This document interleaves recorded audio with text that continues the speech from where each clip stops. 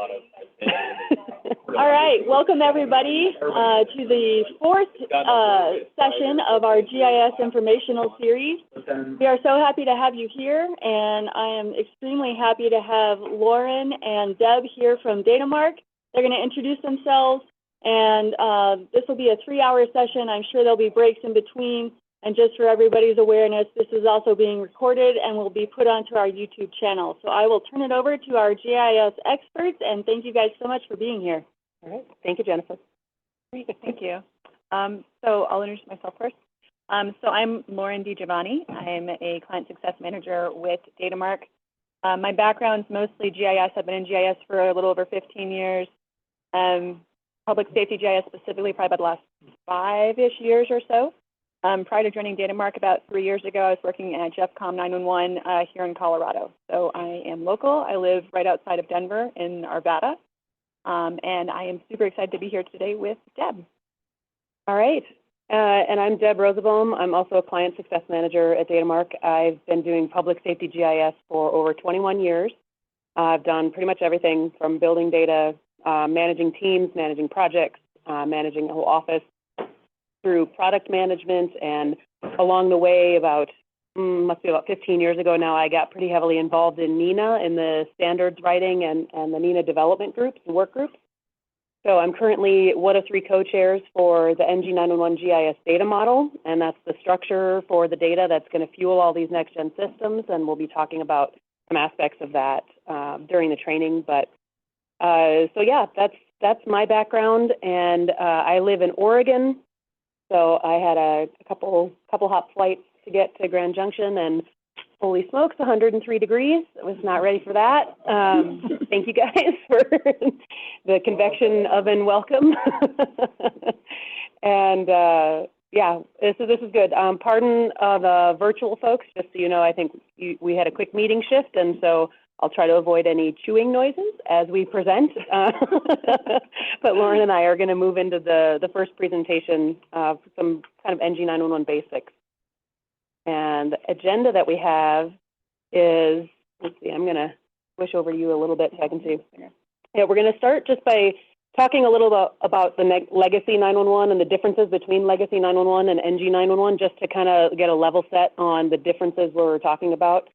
The benefits, the building blocks of NG, some roles and responsibilities. We're going to touch a little bit on the FCC and some NINA things that are going on, and then get into data preparation and management. And that'll be the first session. We'll take a break between that and then the next session that'll focus kind of a deeper dive on boundaries and boundary management. So why NG911? I think we've been talking in the morning's meeting, for anyone that was joining, that there are a lot of restrictions and kind of fragilities in the existing legacy network. We're going to touch a little bit on basically what the legacy systems have, and again, where Next-Gen 911 can improve on that. So legacy 911, as you know, there's voice-only communication. Location accuracy is not what it could be. I will say there's been a lot of improvements in location accuracy that are even happening outside of a next-gen environment that we've been interested to see.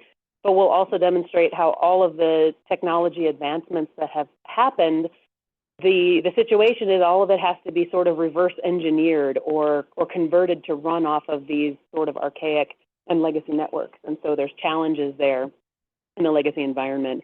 There's no multimedia support, infrastructure's fragmented. These are really, it's just kind of a list of all the different vulnerabilities and risks that are associated with a legacy environment. So going to the next one, we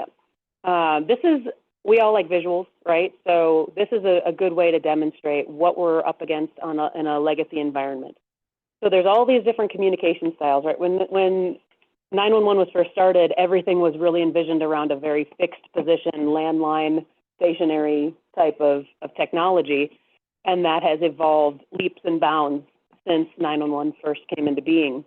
And as every piece of technology evolves, as every communication style evolves, that has to be reverse engineered to run off of these sort of fragile, copper wire-based, landline, telephone-based systems. in order to transmit 911 calls to the resulting PSAP.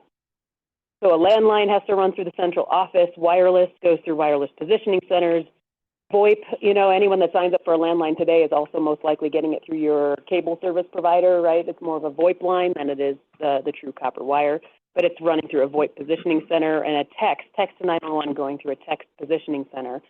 So these are all mechanisms that have had to be put in place to make sure that those calls and communications can transmit, but again, through the existing architecture. And it's running through the selective router. And we're talking about a very small pipeline. The selective router really has a database within it that has the telephone number of the caller and the ESN to help guide them to which PSAP needs to receive that call. That's all dictated really by the MSAG and ALI information that feeds into that selective router database. And then as far as GIS goes, once the call reaches the correct PSAP, that's the first time that you really have GIS data coming into play in a current environment. You have the CAD systems, you have maps that are tied to your call handling systems or standalone mapping. And the location piece, you know, the ALI reaches the PSAP and then it has to do a dip back out to the ALI if it can pull an address from a landline, or it's using phase 1, phase 2 technology, or possibly more advanced things like rapid SOS or other means to try to pull in.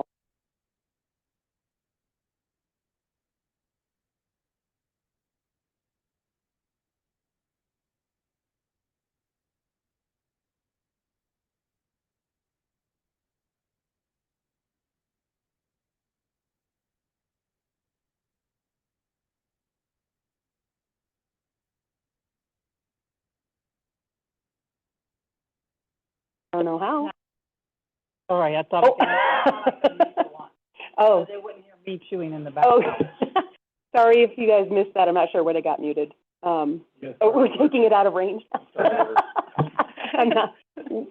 Tell me we're not starting over. No, we're not. It was like 30 seconds. Okay. Yeah. So again, GIS data is primarily the role that it plays in a legacy environment is in the PSAP once the call has already routed. And then as we evolve into next gen, it takes on much more responsibility. You still need to have accurate, up-to-date data in your 911 centers currently, because obviously you need to locate callers, you need to send responders in the right directions as swiftly as possible. So I'm going to go to the next one. And again, we're also talking about really tabular databases like the MSAG and the ALI database that are being used to route these calls and handle all of this information and technology. It has limitations in a lot of different ways, and the advantages of NextGen are going to become evident as we start moving through the presentation here. And starting with this slide, really talking about the benefits, we're talking about moving from a legacy architecture to an IP-based EZNet and a much broader, much wider pipeline for all types of data, communications, everything that's being sent. More broader, stable, more robust. We're talking about the capability to support multimedia, real-time data. This is where GIS comes into play, not just at the end of the call when it's reached the PSAP, but actually before the call is ever placed. It becomes the mechanism by which locations are validated, and then locations that are transmitted with live calls in order to determine where that call should be routed to the right PSAP, to make sure that the right PSAP is going to be answering that call. So better call routing, redundancy, disaster recovery. Again, the list goes on about all of the different improvements that NextGen brings. And GIS data is at the core of that. A lot of times we talk about NG911 being this network of networks and how you're kind of building this fabric of networks across the country to really ultimately allow for interoperability and connectivity across the country and even beyond the US, into Canada, into Mexico, other countries.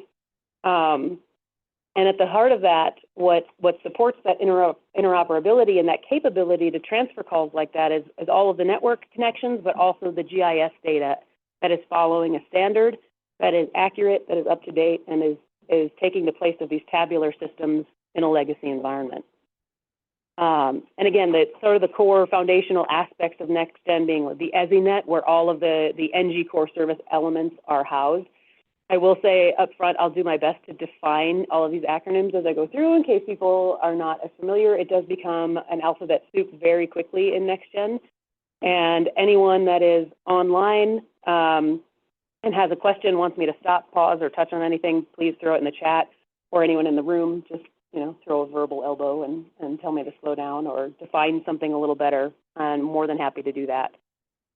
But then, so the EZNet is really what houses all the functional elements that are running a next-gen system. That's the IP-based network. And then you have your NG core service, your ECRF, emergency call routing function, your LVF, location validation function. And then your call handling equipment is still a vital component of receiving the calls in their new format, making sure they can handle the SIP format that's coming in, and the new ways, the replacements for ALI that are coming in with all of the information about the call and the location data. And again, GIS data being at the core of all that for communicating location and being used to route the live 911 call. This is a variation of the first diagram, and this is for a next-gen environment. So again, you have all of these types of communications. I will admit I grabbed the graphic from Google rather recently. I don't think anyone's faxing 911, so please ignore that little. I'd be curious to know if anyone has received faxes to 911. Is that a thing? Has anyone in the room ever gotten a fax to a 911 line? I'm doubting it. Pigeon or an owl? But I really liked the graphic, and so I just said I'm going to blow past that fax machine in there and just keep the rest of the little communications. Yeah. Do you? Stand-in for Okay. So it's not out of the picture. No, it's not. So when we're setting over a new system, Yeah. a new method of delivering 911 traffic, Yep. we'll have a fax machine dial 911. I love it. Make sure it gets routed to the right. Perfect. And it's an accurate graphic. It's not inaccurate. Yeah, it's not inaccurate. Okay.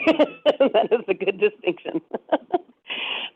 So again, in here we have the active call path, kind of that red line, and what's happening here is the call comes in, it hits what's called a border control function to identify it as an emergency call, and then that gets it accessed into the emergency services routing proxy, the ESRP, which is the replacement for your selected routers, basically. That's the easiest comparison to make. That ESRP is trying to figure out where that call has to go. It has what's the call in a SIP package. It's traveling through an EZNet in a different format called a SIP package. Within that SIP package is the location piece. And so it's taking that location piece, the ESRP, and it's reaching out to your emergency call routing function, your ECRF, and saying, hey, I have this location. That ECRF is housing GIS data, in particular a PSAP boundary polygon. That those PSAP polygons have the routing network addresses in them. So it has the location, it does a point and polygon query. It says this call is within this polygon has an attribute for this network location. This is the network location to which you need to send a call. So it gives that back to the ESRP, and the ESRP then sends it on to the right PSAP based off of the attributes in your GIS data. So right there you can tell that your GIS folks have just been elevated tremendously in the responsibility for maintaining boundaries and making sure they are accurate, and then populating those attributes correctly, making sure that they are in fact the right network address and that the call gets routed to the right place. And I will say from a GIS person's perspective, even though I've been doing public safety GIS for over 21 years, this is nothing I went to school for. When I went, Matt, yeah, right? I would say the vast majority of GIS folks, when they went to school for natural resource management. There you go. Yep, ecology and field biology here. You can tell that's a public safety track, right? and all the jobs I was looking for wanted experience in GIS. I didn't know what that was. I went back to school because I thought maybe this would be kind of neat. I fell in love, and then the next thing I knew, I was working in public safety GIS, and the rest is history, right? You fell in love with GIS. I did. It's a love story. You didn't know you were signing up for a love story, did you? Yeah. Yeah. Map? Who doesn't love a good map? So in any case, but I make the point just to say that as you're working with GIS people or people that are GIS people in the room, this is obviously a much larger responsibility than even what you have been doing to date, which is supporting your current systems and moving into a next-gen arena. That criticality of the data gets elevated. So again, that red line path is kind of the call, and then I put in the GIS in the upper right, and the green line showing now, instead of just going to the mapping and the CAD and call handling in the PSAP, That GIS is going out to the LVF, it's going out to the ECRF. These are all the systems that are housing and using GIS data in a next-gen environment. And again, it is just ultimately so critical to have that data accurate and up to date to ensure that first the validation before the call, and then when the live 911 call is routing, that everything is accurate. And we're going to get into, again, some of the details around that, and then the second half of the afternoon really focus on the boundaries. So any questions on any of that so far? I think the chat has been quiet, so I don't see anything there, but in the room, I know we're all like having our barbecue coma, so. Not yet. They're Not still yet. waiting. Okay, Barbecue that's coma right. in about 30 That's, minutes. yeah, that's T-minus 10 minutes or so. I'll help you monitor. Thank you. So I'm talking about GIS data. What actual data am I talking about? This is the list of layers that come into play. These are the core required layers defined by NINA in the NG911 GIS data model. So address points, road center lines, PSAP boundary, and then provisioning boundary, and then the further secondary and emergency service boundaries of EMS, fire, and law. So the odd one in there is provisioning boundary. People aren't generally used to, I mean, the rest of them are pretty self-explanatory, but what's a provisioning boundary? And this is an odd little animal in the data model in the sense that it does not exist anywhere in the I3 architecture. In the I3 standards, this layer does not exist. But from a GIS perspective, when you're talking about pulling data together at first a regional and then a statewide level for these systems, because most next-gen systems that go into play are at least at a regional, if not a statewide level, you're talking about aggregating data. And initially, every county is kind of looking at their own data and maybe some extraneous roads and points around the borders for mutual aid and shared response and things like that. But they're focused on their systems and their CAD and maybe have these features that extend out into other counties and other areas, but they're pulled in, they're not as routinely maintained as the core county data is. Well, then the neighboring county has the same thing, and everybody's data bleeds into everybody else's data. And so what you need is that sort of cookie cutter or fence line to define where the features that an actual 911 authority is responsible for, where that ends and where the next responsibility or authority begins. So the provisioning boundary serves as that sort of cookie cutter layer. In the beginning, way back in the day, Matt, you probably remember this, there was a big old battle because it used to be called the authoritative boundary. Yeah, and authoritative is a triggering word. And so that provoked many, many battles about what is really authoritative. So it got changed to provisioning boundary, but it's really just semantics. It's what is the fence line, the boundary that your data is authoritative or you're responsible for as a 911 authority. So these are the core layers, and these are layers that, if you have dedicated GIS for your center, or if you have, if you're relying on local government, if you're relying on your local government department, they're probably maintaining these layers for a number of other purposes beyond public safety. There's generally going to be some competing priorities, some competing restrictions around how that data is attributed and used and distributed, et cetera. But these are just things that generally have to be recognized up front, worked through with workflows and documentation and those types of things. And again, this is just another graphic about this GIS data is going into all of these systems in the 911 center. It is the same data. The goal is to use the same data set that's in your CAD, that's in your call handling map, that's in your LVF, that's in your ECRF, because the core fields and attributes for location validation are universal across these systems. There's extra things needed for next gen. So as places start looking at their data for a next gen purpose, there may be some required fields that they've never had to add and populate before. But some of those you can't even add or populate until you have an NG core service provider in place, and they're helping to provide those attributes. So there's a lot of things that you work through as you look at that data model and you say, okay, there's required fields I need to add. Yes, you do. Some of the attributes you'll be responsible for locally, and some will come from an NG core service provider. So again, just in the call routing actions, the GIS data, where it's coming into play, there's something called the spatial interface. and a little history lesson, which is kind of interesting, and I'll try not to do too many tangents on this, but in the early days of I3, they had something called a spatial information function. It was an element that was responsible for gathering, QCing, aggregating all the data, and then providing it out to these functional elements, the ECRF and the LVF. At some point, that changed from SIF, a spatial information function, to just a spatial interface.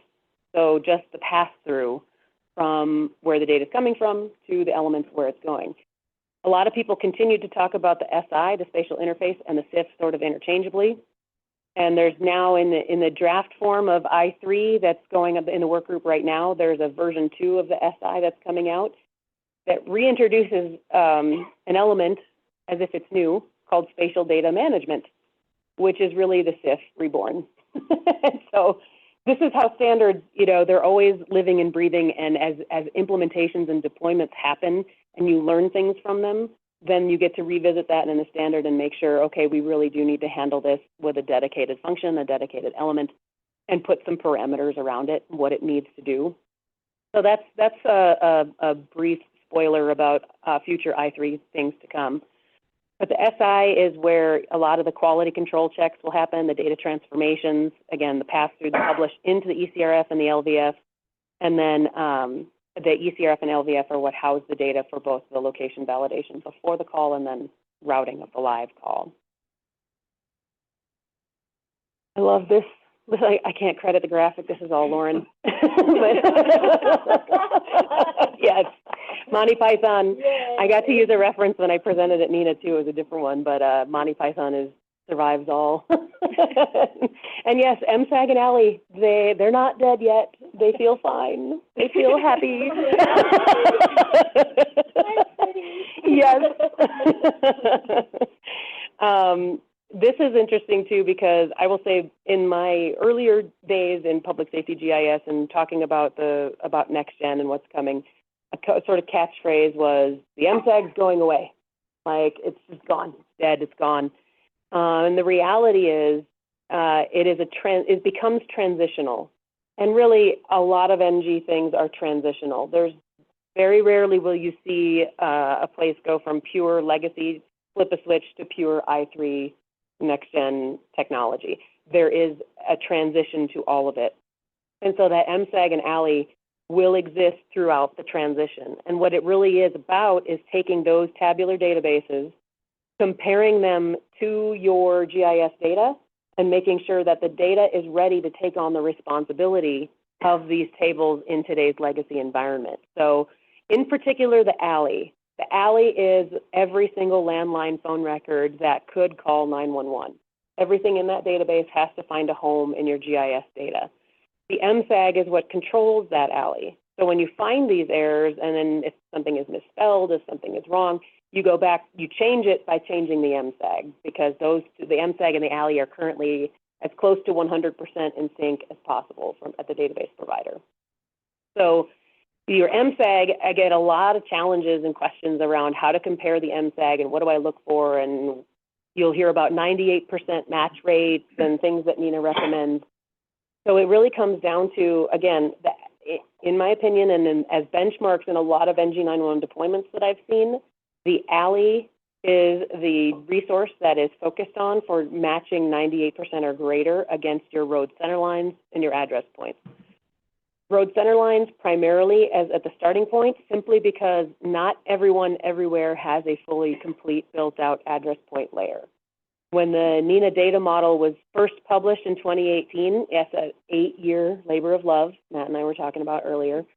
At the very end, address points became a required layer, but there was a disclaimer about it's not required to be complete, because they know that a lot of people are working on them. And really, again, with GIS data, not what is ever complete. There's always development, there's always new houses going in, or places being torn down or reconfigured in some way.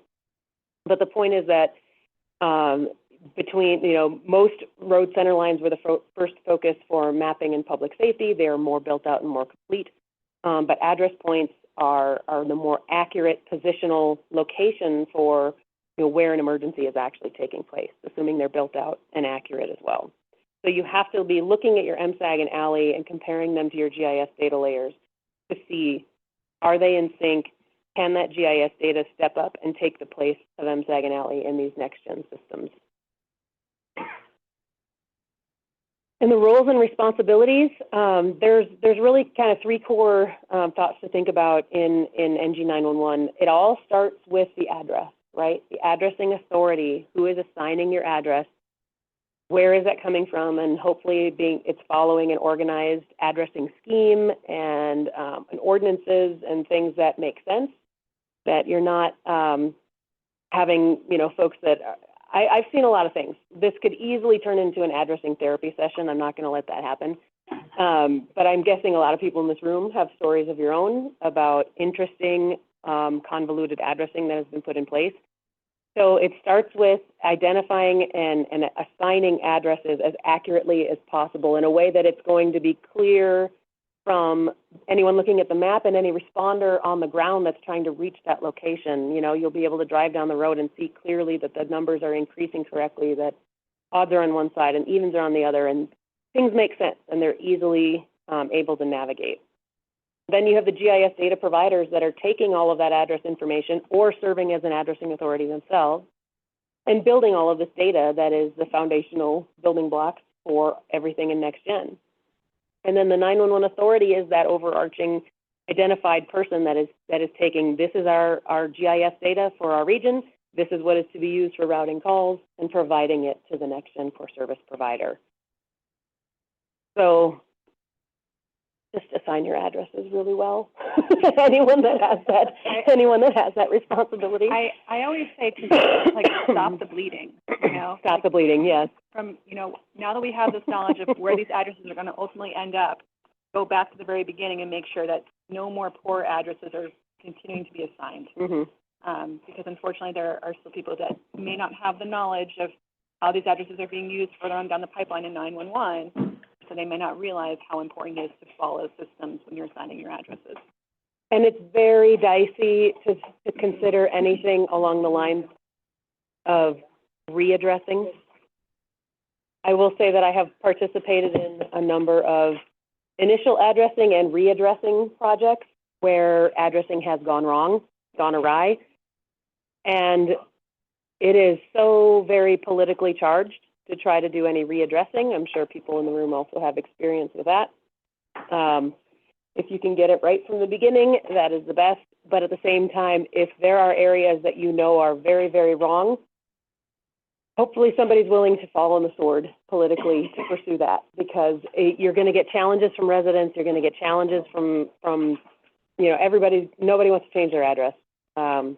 Again, story after story about people that have not been appreciative of a changing address. On the other hand, I got a funny story when I taught an addressing class a few years ago at NINA, where a gentleman was talking about a readdressing effort that had gone in his county, and they were taking resident calls, and a woman called, a very sweet old lady who was very concerned about this change of address and why did it need to happen, and he explained, if you're hurt, if you're having a heart attack, or someone in your house, a guest, if something is happening, you want to be found as quickly as possible, and this is going to help that. And it was very calm and patient, and she said, well, okay, I see the importance, I'm convinced, and I guess I'll move if I have to. She really thought she was going to have to put her house for sale, and she was willing to do it because it was for the good of public safety. And then he, of course, got to explain, no, ma'am, you stay put and you change the number on your house. But I like that one. That's funny. Well, I also, to that point, too, I have another Colorado story. There's a street out in the mountains. It's called Highview. I don't know if anybody's familiar with this street. It's really cute in its naming, but it's not spelled how you think it's spelled. It's HY-VU. And so when those streets come to be born, it's like, it's cute, but are we thinking about public safety, right? Because somebody calling up 911 saying, I'm on Highview, innately a dispatcher is going to think HIGH, traditional Highview. So that's a slight tangent, but just Colorado local story of a street that I feel like public safety might have encouraged it to be a little different. Right. So, yeah. some streets are named so uniquely that people love to steal the street signs too, and that becomes a real nice problem. So then, just to touch briefly too, I mentioned the FCC report and order. This is something that came out in the last several months. That if you've been hearing all about it and you know all about it, just bear with me for a minute. I'm not going to dive too deep, but essentially, what this does is, in the same way that the evolution of wireless technology had phase 1 and phase 2 phases, in which case, that was how the 911 centers could basically force the communication service providers to deliver the communications in the way that needed to be as technology evolved. The same thing is going on with NextGen, in the sense that it gives the power to the 911 authorities to write letters to say, we are going to NextGen, this is our time frame, and it forces the communication service providers to start delivering calls in the NextGen format along a certain prescribed timeline. And so you write a letter for phase 1, you write a letter for phase 2, and so this was very groundbreaking in the sense that it finally put some teeth and some accountability around NextGen 911 deployments and making sure that there is a path to follow for places that are ready to make that transition and go live with NG. And then as far as NENA standards and best practices, these are the documents, and I know that the next session that we do in September is going to be a deep dive on all of these. So right now it's just a mention of really the GIS-related documents that are very important to know and love and embrace as you follow your NextGen journey. The data model on the left is the GIS structure for all of this data. And as Matt mentioned, and I'll mention again as co-chair of the group, we are currently in the public review for the latest version of that standard, so version 3. All GIS geeks or interested parties of any persuasion feel insomniac. No, come on, it's riveting. I would highly encourage you to take a look at that in public review. I will say that there are a significant volume of changes in version 3, and that's because our good friends at NENA at a JCM meeting in 2022 decided that they needed to quadruple our scope for version 3. We were merely planning to align with the latest version of the I3 architecture, and instead we are aligning with I3, CLDXF version 2, with Canada, CLDXF Canada, with the 3D GIS requirements. The list goes on. We thought they were our friends, and then they turned on us at JCM. And it's truthful that all of this stuff that has been happening while we've been in an active work group sessions with the standard, it would have been a disservice to the 911 community if we did not align with CLDXF v2 as it was published in that window. Yes, Matt? I'd be curious to hear how long the process. 2 years. Yeah, On this version. on this version. Oh, since 2010, yeah. So 2010 is when version 1 work group got started, and that was really in response to, like, we got to have something. I3, I want to say version 2 of the I3 document came out in like 2016. And so it was really just the rudimentary very first I3 architecture that was out, and it relies so heavily on GIS, and there was no guidance for GIS. So we had to start putting something together, and this is a kind of a cowboy work group, right? It was a little bit of the Wild West there for a while. People coming in and going, and you would be surprised how heated GIS folks can get. Not surprised, maybe, but I've been on calls where people got verbally kicked off in the process of drafting standards. You didn't think it was so exciting, but it's very exciting. In any case, that took 8 years to get version 1 out, and then version 2, NENA as a whole really wanted to start sort of cracking down on the length of time it took for standards and documents to get out. And so they got really heavily more into looking at it as a project management kind of effort and putting more scope and management around it. And so version 2, the main objective there was to include Canadian considerations, because Canada has adopted the I3 standard as their mechanism for their NG rollout, and they're doing it all as one country, all at once. as opposed to the U.S. going state by state or region by region, and it's just ad hoc kind of everywhere. So they adopted I3, and they've adopted the GIS data model as their GIS data structure, and so we had to expand it to include things like French Canadian and, you know, different languages and just different considerations for Canada. In any case, that took 1 year of pure content generation, and then it was another year of comment resolution through the various review periods. It took us 2 years with version 3 to get through the content, but the very first review period was the all committee review, was everyone involved in NINA work groups. And that was it's a 10-day review period, and then comment resolution, we got it done in 1 day on the work group. Yeah, gasp. React, applaud, whatever you want to do. It was, and I will credit my co-chair, Cheryl Benjamin, because that was my Monty Python reference. And the other presentation it was done with a ruthless efficiency, because there's a motivating factor of a true retirement coming up and a desire to truly get it done in that amount of time. Also taking the time with all due consideration for everything that needs to be discussed, but we are on a clock and we are pushing for it with efficiency, organization, and focus. In any case, that's the data model on the left. In the middle is the NINA GIS data transition. It's an informational document, and this is a newer one that does talk about all the considerations in a transitional environment for NextGen related to GIS data, and it dives into the MSAG-ALI synchronization, things like that too. And then on the right is the GIS data stewardship for NextGen 911. When that first version came out, it focused solely on emergency or PSAP boundaries. And then the second version that's been out for a year or two now added in road center lines and emergency service boundaries into its guidance. And there has been a standalone site structure address point document for a number of years. And there is, I think, a vague hope maybe that document and its contents would eventually become merged into stewardship. But there's a lot of GIS working groups in NINA, and there's a limited amount of GIS resources to do all of this.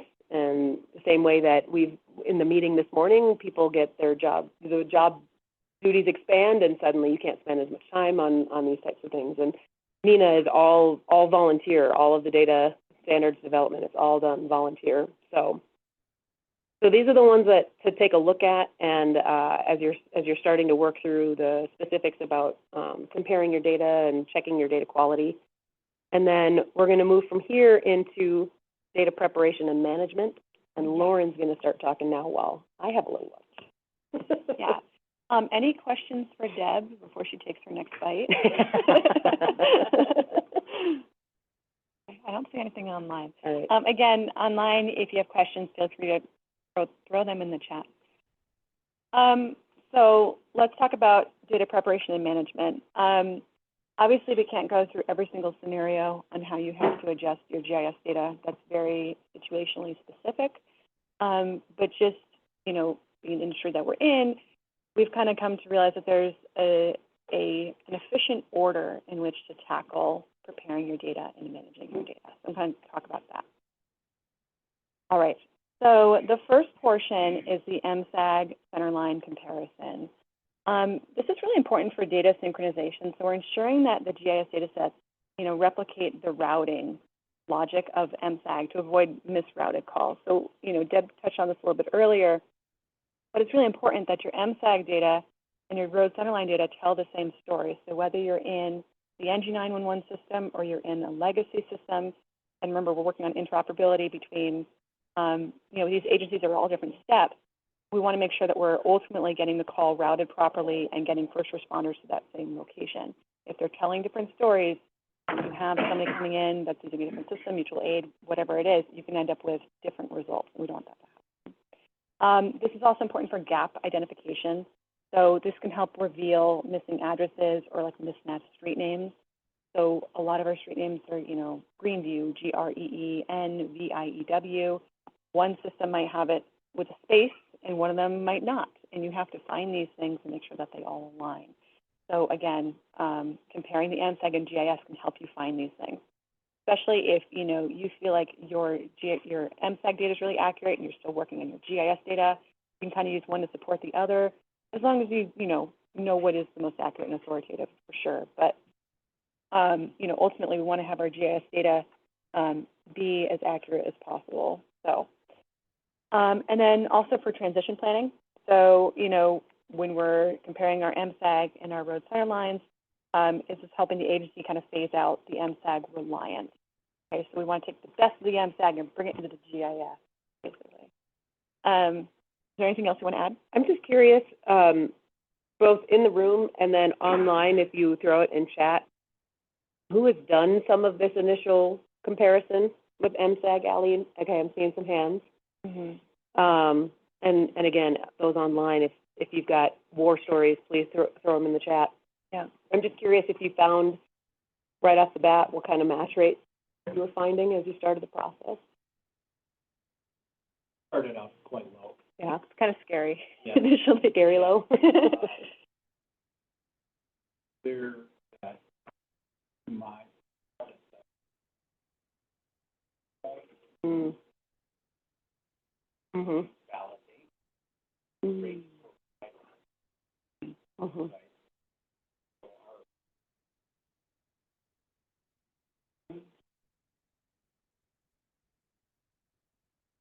coach opportunity to go Mhm. more business Mhm. in our MSAG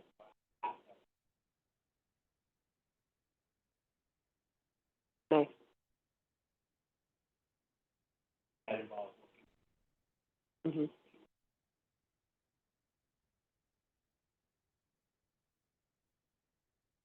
Great, thank you. Yeah, and Nice. looks like Lauren in the chat is saying they've been comparing their MSAG to their GIS data and constantly cleaning the MSAG data.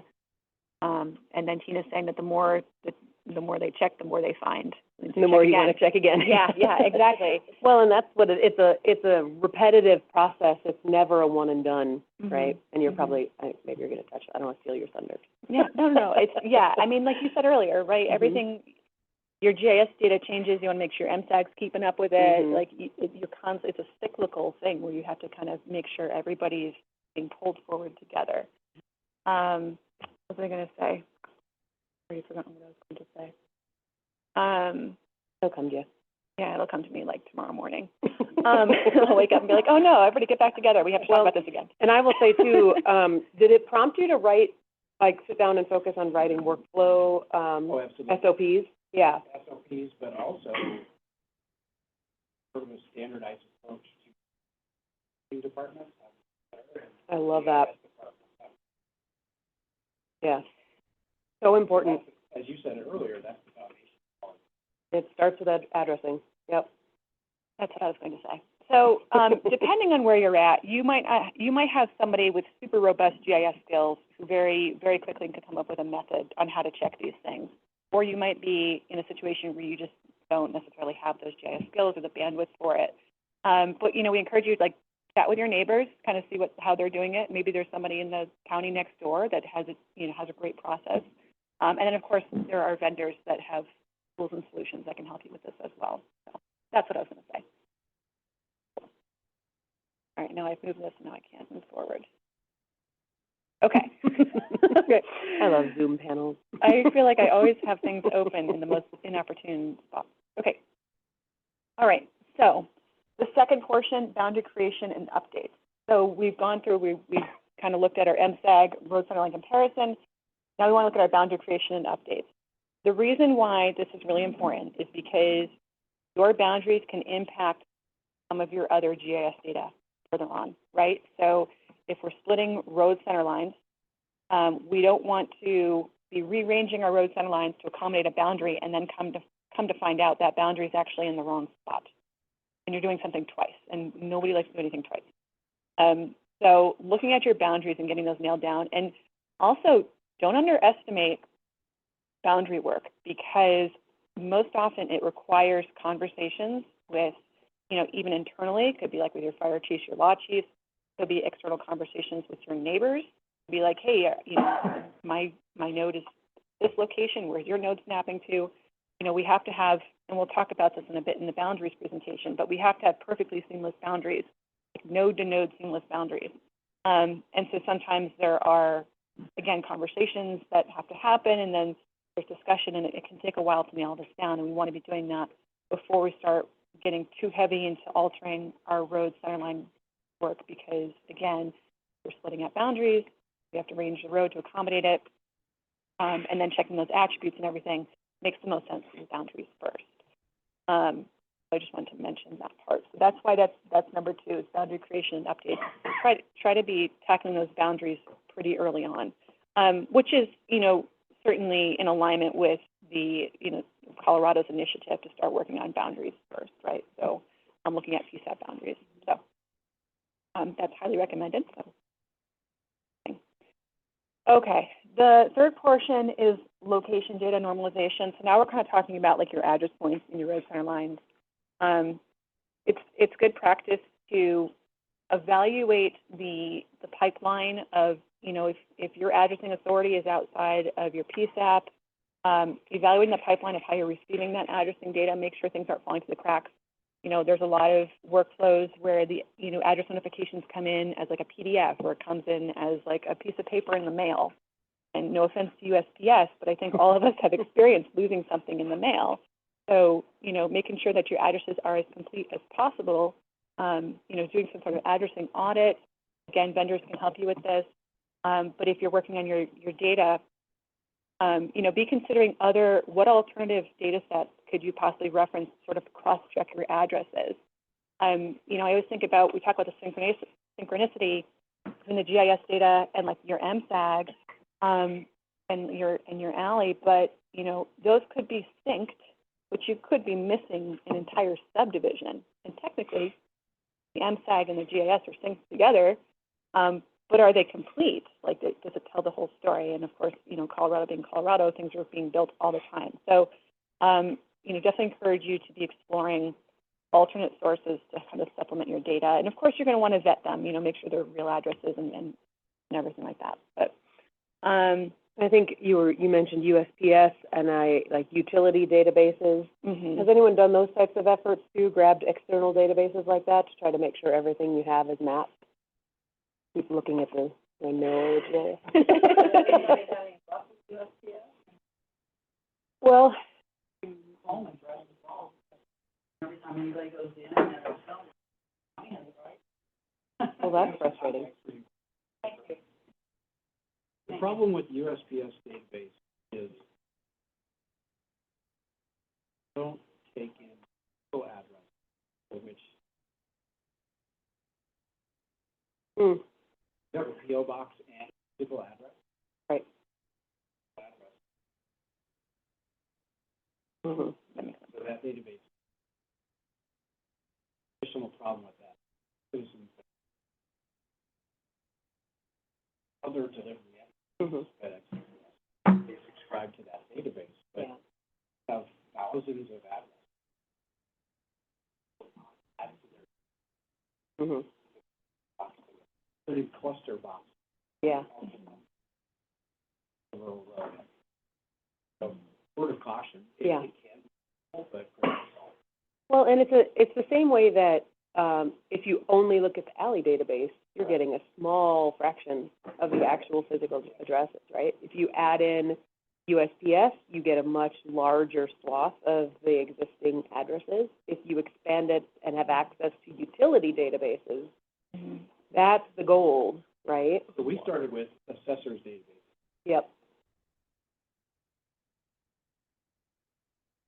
Mm-hmm.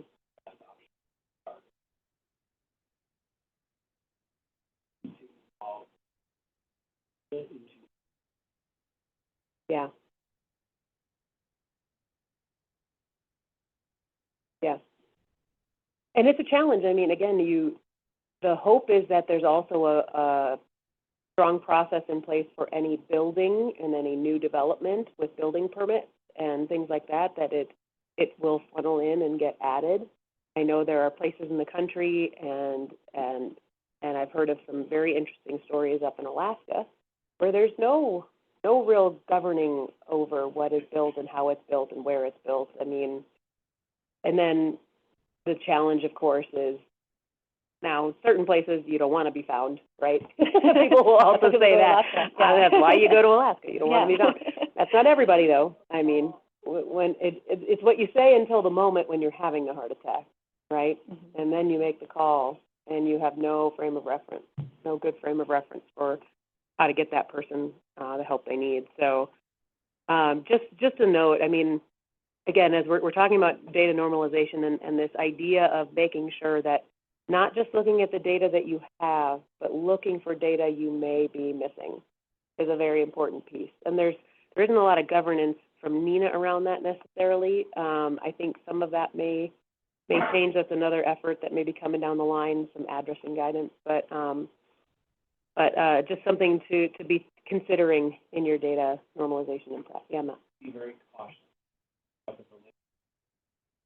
Yeah. Well, it comes down, cautious about validity of data sources, and to me, it always comes down to if there's something that you find in a database that doesn't exist in your GIS and you trust your GIS, that's where the boot's on the ground. Go drive out there and see if it really exists. And you can't be doing that every day, obviously, but you can't rule out the fact that sometimes you do just have to go visit. Well, and I'm sorry, to that point, I was going to say, have conversations too, because sometimes you have, firefighters who are injured, who are, doing like light duty or something, and they might have the bandwidth to just take a drive for you and help you out in your GS department.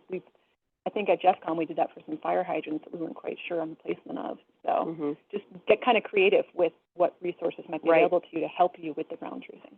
Field work is, but also, you're not the addressing of because an address is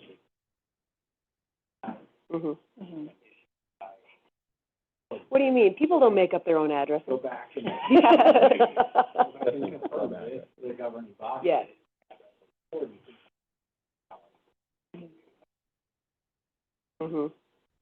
That's a lot. Yeah. Those are some of the MSAG war stories that I have too, where people keep wanting, it's like they want to know how much to sync up the MSAG and the center line. And to me, I always say you want them to be as tightly synchronized as possible, because if you allow the continuation of these sort of theoretical ranges where maybe there's 1 to 1,000 in the MSAG, but the actual road only accommodates 100 to 400. Well, if somebody really likes their 700 numbers, they want to be 777, right? They can say that that's their address. It'll get in as a valid address into the alley because the MSAG range says it's a valid range, and then it's very, very difficult to fix, and it becomes very problematic. I will also say that, readdressing is one method, but if you are confident in the accuracy of your data, so even if that happens and they slip in an address that is completely invalid, it's allowed, as long as you have that map in the appropriate location in your data, these things, people will route to the right place. People will find that emergency, but you have to have you really don't want it to get in the first place, but then you have to have a lot of faith and trust in your own data management practices and making sure you get it mapped exactly where it is with the number that's posted that the responders will see when they drive up. So. There's some good comments in the chat here too. Don't discount Google Street View. Yep. Google Earth 3D, which is fun to just play with as a GIS person for remote researching. And then also Tina mentioned Mapillary can be useful too if someone's added images. So I love seeing that people are getting, creative and seeing what's available to them to kind of help them create these data sets. Driving the dirt roads. That's it's interesting. Again, I'm not trying to take us on too many tangents, and sometimes I just can't help myself. But there was one situation I was working with a county where we were working with the 911 center to really build a public safety specific data set. County had been doing the best they could. Again, they had like dozens of other priorities. Public safety was not at the top. And so they would send their data, and then we would compare it and make sure that it was going into the CAD and then the mapping correctly. Well, it's incredibly good that practice was in place and checks and balances, because at one point, the county had decided, you know what, we really only care about the segments that we are responsible for maintaining.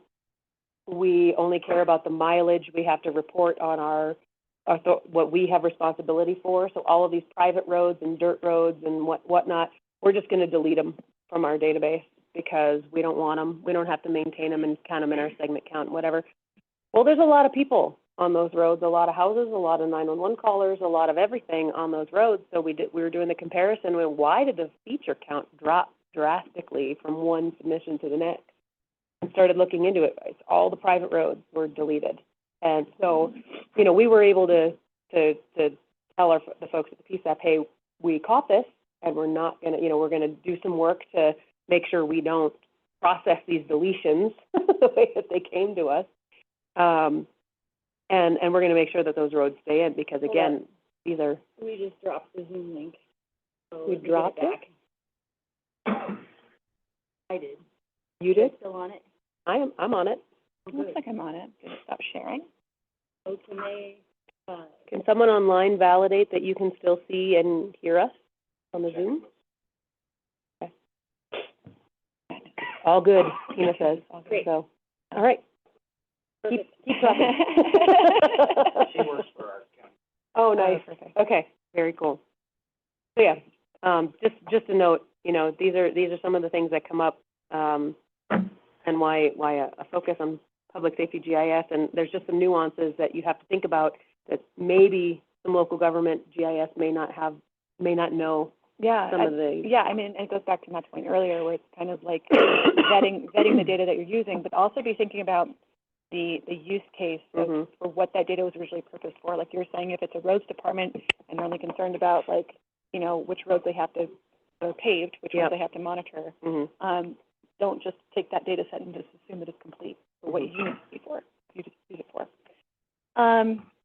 Yeah, so location data normalization. So at this time, it could be good, you know, if you have validation system in place, be looking for certain things. So again, like address points that fit within the road center lines, you know, again, making sure street names match up, address points, like the ranging fits along the road center line, so not really, quote, like falling out. Resolving road center line topology. So if you have, you know, undershoots or overshoots, this can be a problem, of course, for like vehicle routing, right? So again, if the roads department made this data set, they're not really concerned about connectivity. You in public safety, you are concerned about connectivity for vehicle routing. Be looking out for stuff like that too. So, okay. The next recommended thing to be thinking about is your ALI GIS comparison. So, you know, previously when we were talking about data, location data normalization, talking about kind of filling in the gaps with your addresses. So it's good to be saying, okay, fill in the gaps with your addresses, and now be looking at the ALI and seeing, like, are we still having things that are not fitting? Compare those things as well. That's really important. This is, again, this comes to like preventing routing errors, because discrepancy between ALI and GIS can cause misrouted calls, which a misrouted call ultimately leads into delay in dispatch. And so some of the common issues are like inconsistent road names, incorrect address ranges, missing or outdated records. And, you know, again, this goes back to GIS powers the Engine 911 location validation function and emergency call routing function, and then comparing ALI ensures that legacy address data is accurately represented in the GIS data. So again, this goes back to, we're taking our MSAG data and our ALI data, we're bringing it all with us, making sure everything's telling the same story. Well, it relates to it in, you were talking about ALI and ALI discrepancy and like misroutes and discrepancy reports. Obviously, this also means, you know, when you have a landline call come in with the MSAG valid address in it, that it does match to your GIS data, right, that it finds the home. What I'm curious about is, in some of these sessions, I've been hearing from PSAPs that are starting to see the new classes of service come in for dispatchable locations. And I'm curious in the room if people at the centers are seeing this, the WDL1 and WDL2, these estimated dispatchable addresses coming in with calls. Nobody's seen this yet? Have you? yes. because I came back from the class, so was in June. You were just about to leave, and I caught you. Just- No worries, but I'm glad you were here. Yes, we are starting to see some of that. Okay, so this is when a wireless call is coming in with a civic address. Not the civic address of the tower, not of the sector. We have seen that, but not that we've noticed the code Okay, in place of like WPH. yeah. Yes. So you're not seeing the code, but you are seeing the address, or you? I've seen instances where that's provided. Yeah. Okay, thank you. Yes. No, that's okay. This came up in a training that I did a couple years back already. And it's fascinating to me because I'm trying to figure out how to help people. What was happening was they're coming in with this class of service, so it is a wireless call. The carriers are estimating the. Sorry, it's a wild fire. Oh, gosh, no, nope. There's a fire, you gotta The go. nature of the business. Absolutely, no worries. Yeah. Thank you. We've got 4 that started last year. 4 fires started last week? Oh, my gosh. There's Lightning? a regional hotshot team that's staying at my hotel in Glenwood. Oh, my gosh. Okay, so possibly we're gonna lose everybody. Well, it's not you, I'm just saying. It's not you. No, it's the world. Yes. Yeah, we understand. Okay. No, absolutely, that is priority. He's gonna dial in this. Nice.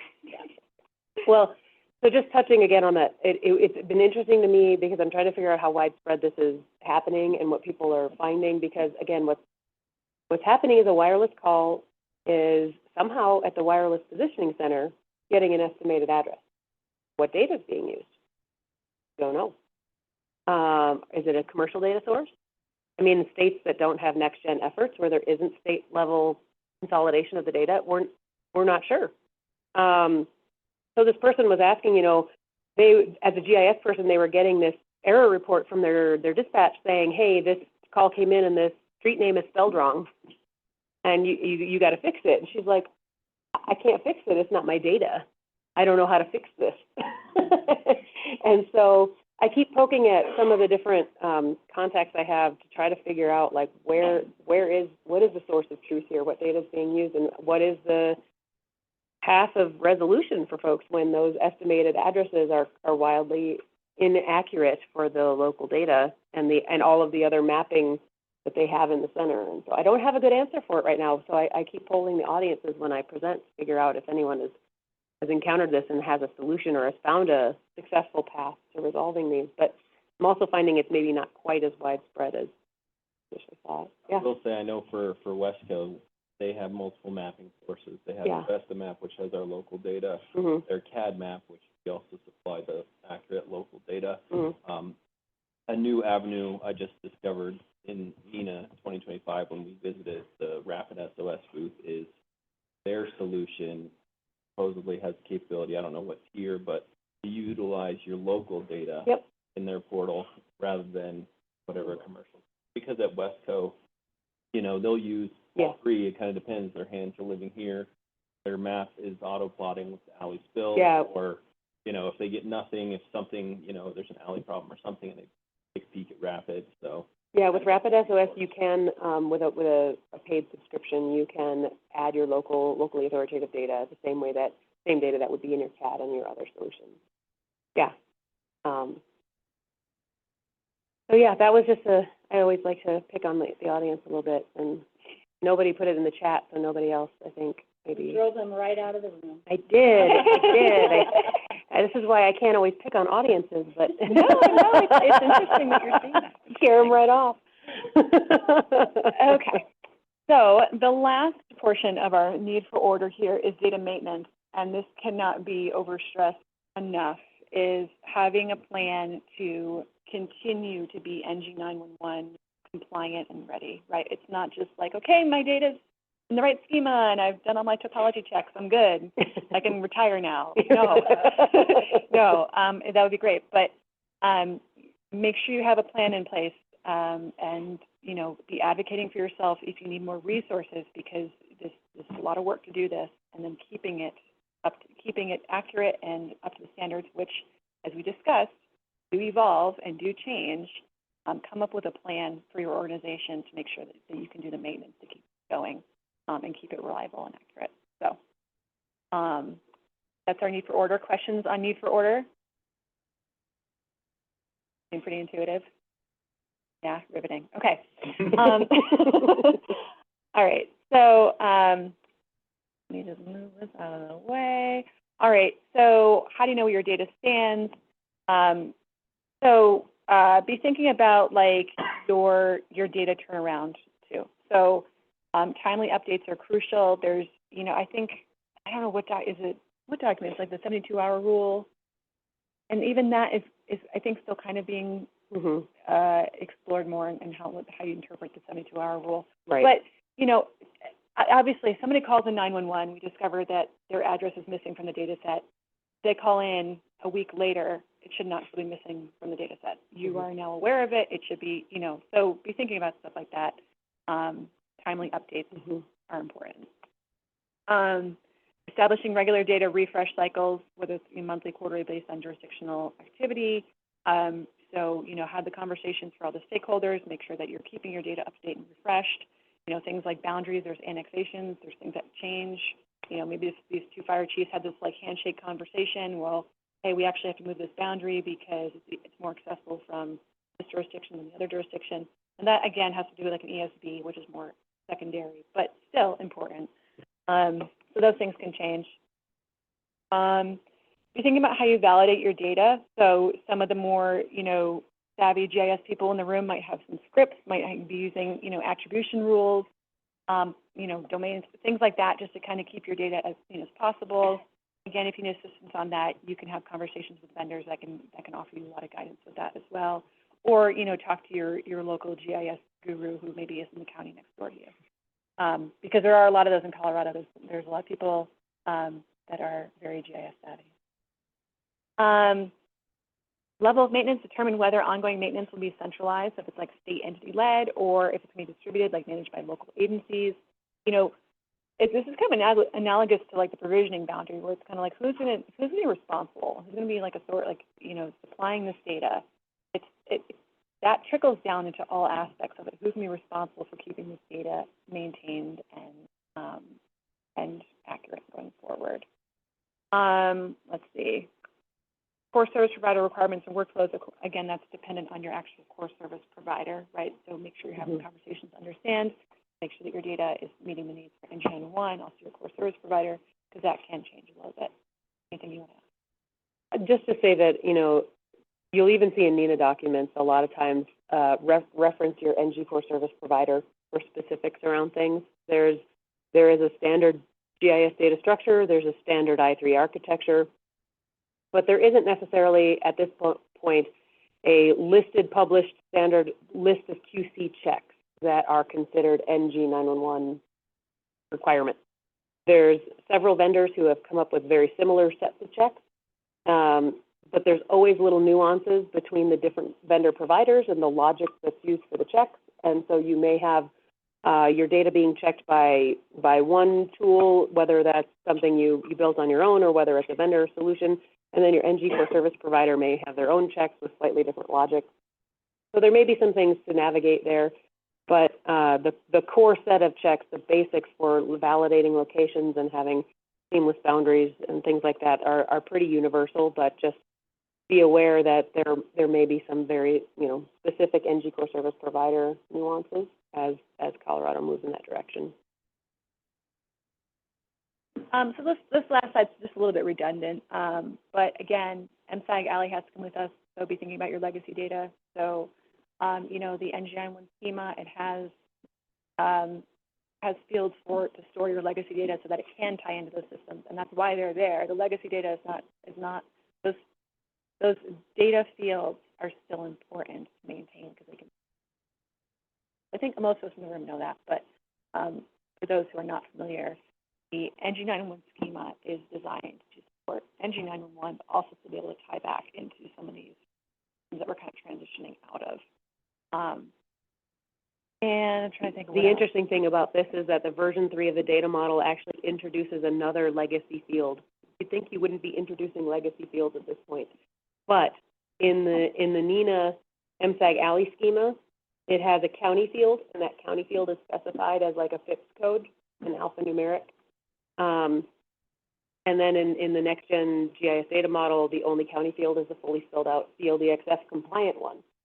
So we're finding that there's an element in next gen that's called an MSAG conversion service, an MCS. It's a little bit oddly named because it's really converting alley records, not MSAG. But the point is, yeah, you know, details. But the point is that it is, when in doing that conversion, what it's looking for is you're taking your legacy format of your alley, you're trying to match it to your legacy field.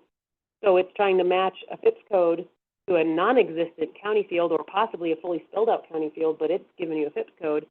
And it was causing some issues in places with that conversion. And so in the comparison with Appendix B and from I3, that's now going away and becoming the appendix in data model, there was an identification of, well, that field is just full on missing from the legacy field structure. And so we had to add in left and right county ID on the center lines and a dedicated county ID. And again, these are like asterisks so that they only need to be maintained as long as you have legacy systems in play. Again, that's transitional. It's going to be a while that we're living in the transition land. So yeah, be on the lookout. It's not just next-gen fields that get introduced. Sometimes we find some hidden legacy stuff that has to go in there too. And just this last overarching bullet here, what indicates data errors or synchronization between your layers. This is kind of depends on how you're set up internally, right? If you have your own scripts, your own systems, you could be utilizing those. If you're using a vendor solution, you can start to like marking exceptions. Own exception being something like, you know, address point is out of order. It's like, well, no, that's actually how it looks in the real world. It's not actually out of order. That could be like an exception, depending, you know, if you have that kind of for you. But yeah, like civic location data exchange format, you know, and the data model. Data errors, reference layers, yeah. So that is the bulk of this presentation. What questions, comments, and fun stories do we have? We'll also take puns. Mapping puns. Mapping puns. Dad jokes. Take them all. Yeah. Well, my favorite was on LinkedIn. Wait, what was this? Brown Sweden. An African swallow or a European swallow? I don't know. No, my favorite LinkedIn joke, my mapping joke that I posted was like, I was with one of my coworkers and we were both like cartographers. So I was like, two cartographers with the same XY, the plot thickens. And I was like,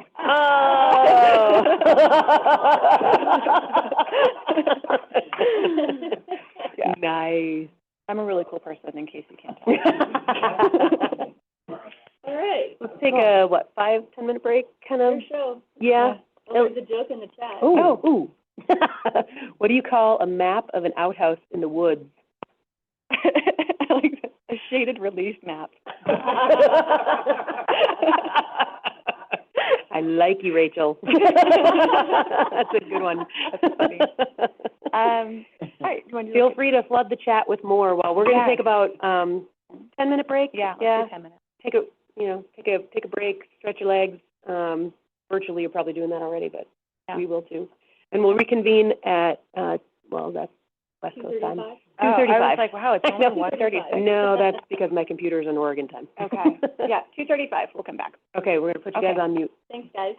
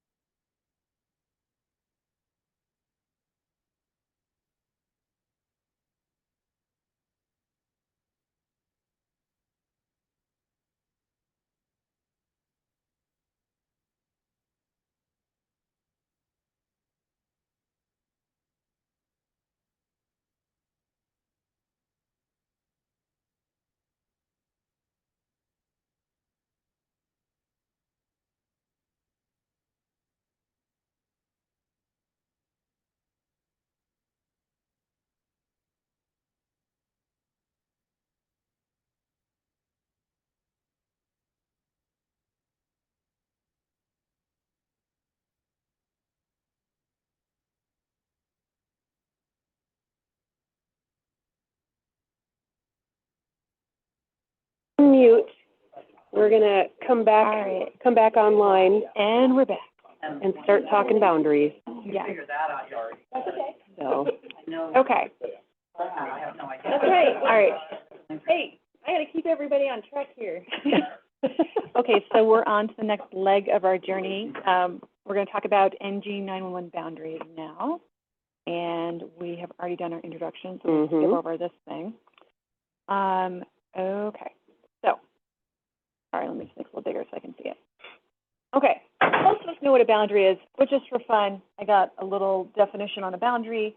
So, you know, a division between adjacent political entities, tracts of private land or geographic zones. I'm from Connecticut, so I grabbed this picture from the bottom right because I grew up climbing on walls like this all the time, and this is considered like a boundary, right? Is all these like fun rock walls. So I just kind of do it as an example. But, you know, and we'll get to it.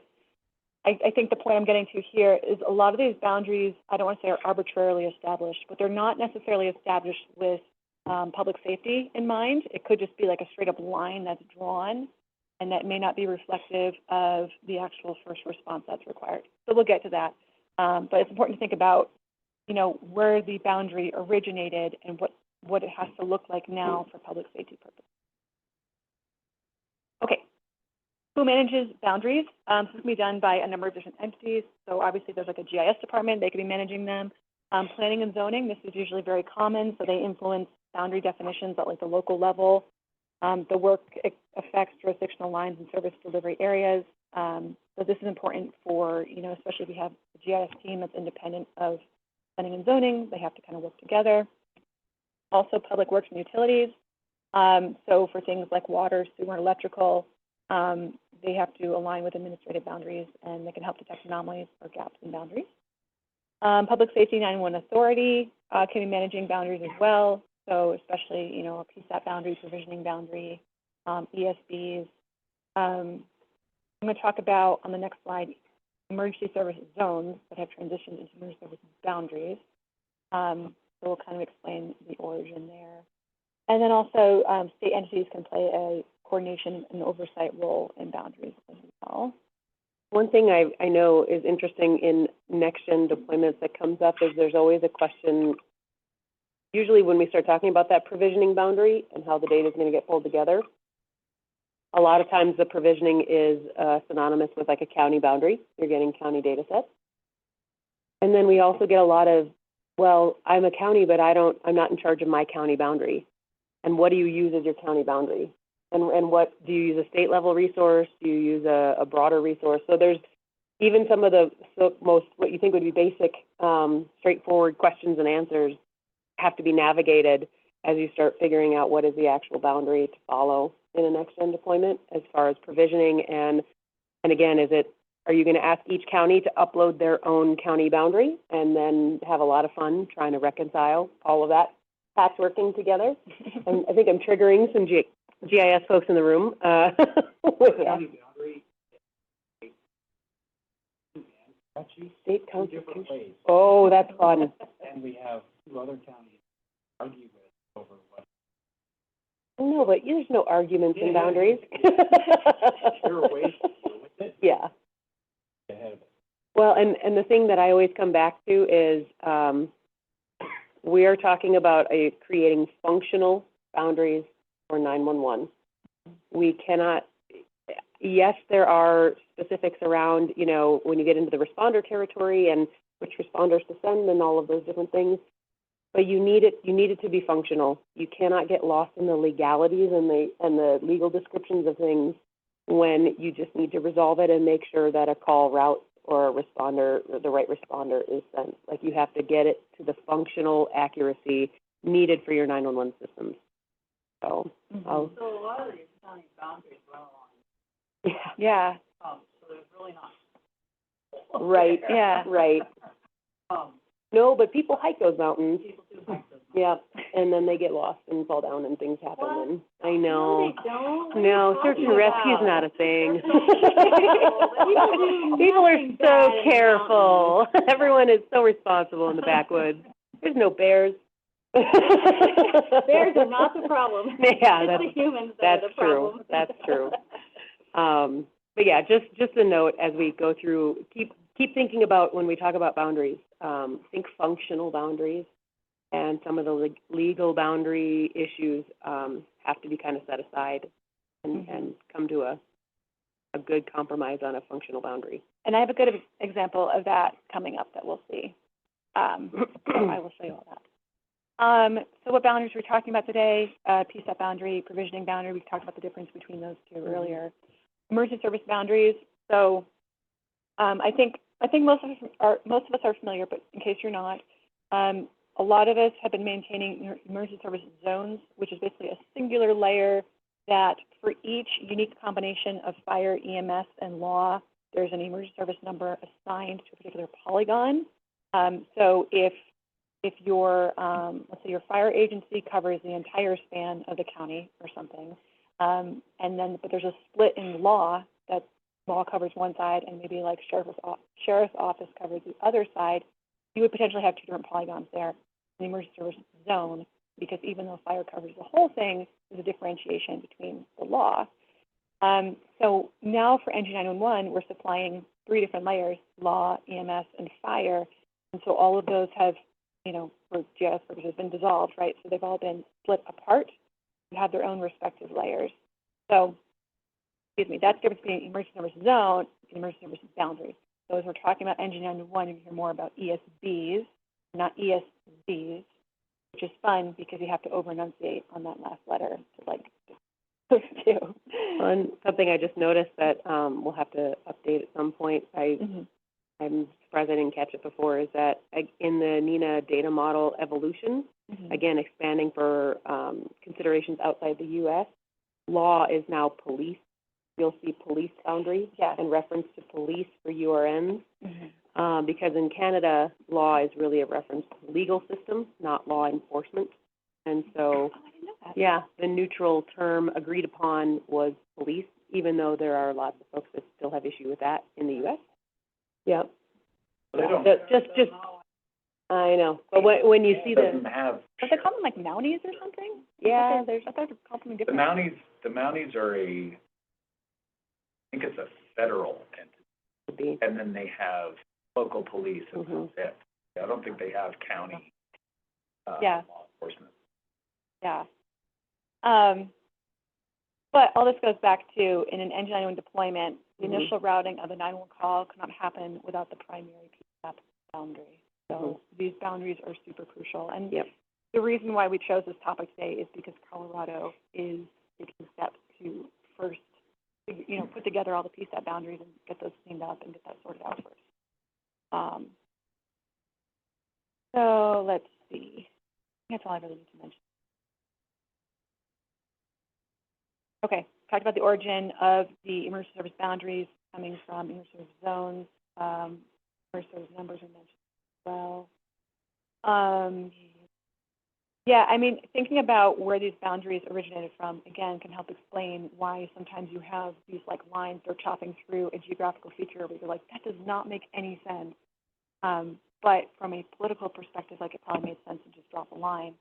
But for emergency response, we have to start getting, thinking about what is the response actually going to be for that particular area. Okay. So NG911 relies on purpose-built boundaries. So state, county, city, town boundaries. County boundaries are usually static. City, town boundaries, they might change to an annexation depending on where you are. It happens all the time. Sometimes some of our municipality boundaries are super fun and look like Swiss cheese. I'm from Arvada, and it's interesting to look at the Arvada city boundary because it is full of holes. It's pretty crazy.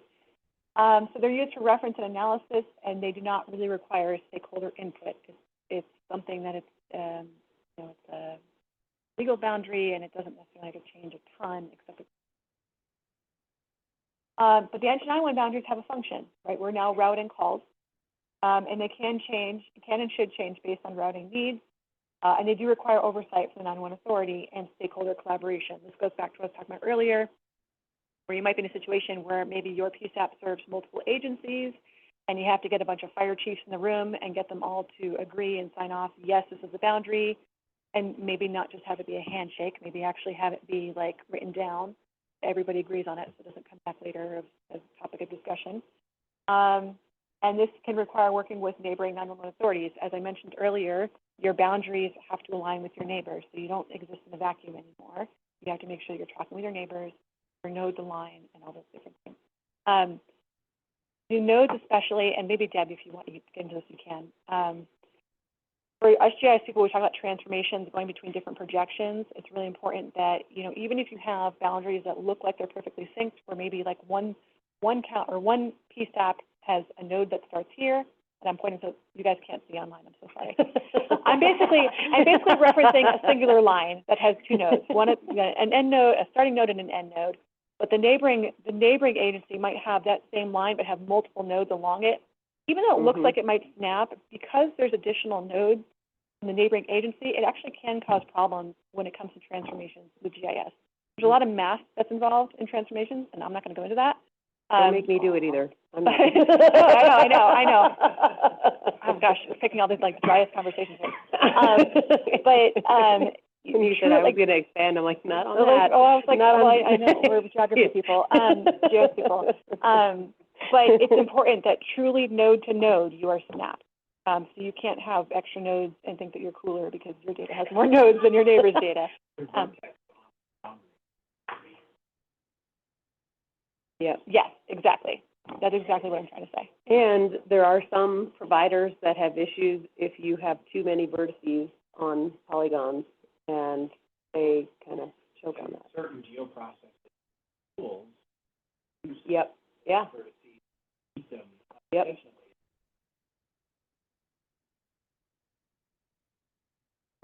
Yes.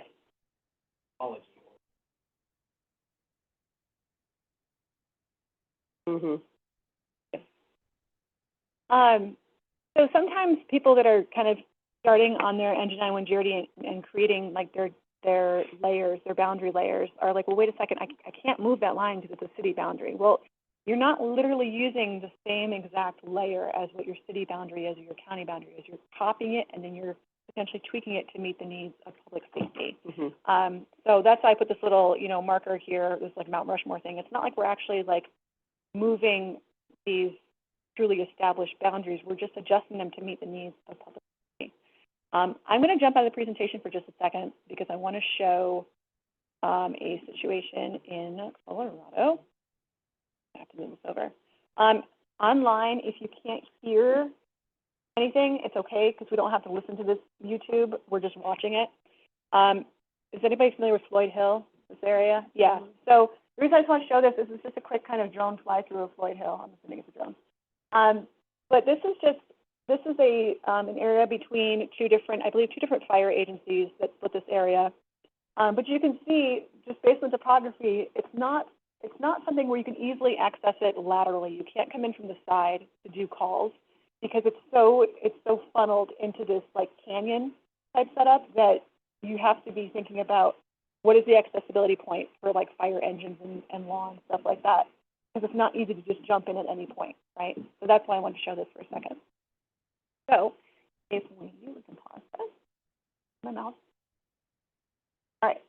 Now, if we look at, this is under Jeff Com's jurisdiction. Mouse, come back. This is fun. So I'm sorry, it's kind of hard to see this on the screen. But if you look at how they've split this between the fire agencies, you can see, we're looking at this red line. This is the same area. Based on the accessibility from the western side, they actually, come on. Oh, thank you very much. That's super helpful. They turn the light off in the room. Yes, now we can see better. No, it doesn't help those online, but you can see it real clear, I'm sure. So from the western side, you can see that they've brought this all the way down the highway, right? And that makes sense because they can get to these calls on this eastern bound portion of the highway much faster from the western side, and vice versa. From the eastern side, they come all the way up. So even though it's creating a crazy looking boundary, it makes a lot of sense for first responders and first response. But you can see how this is definitely not, the same as like a county boundary where they would just typically just set it right here and it would be done. Right? This is the essence of a functional boundary. Yes, exactly. So that's this example. So this is Floyd Hill out in the mountains. No.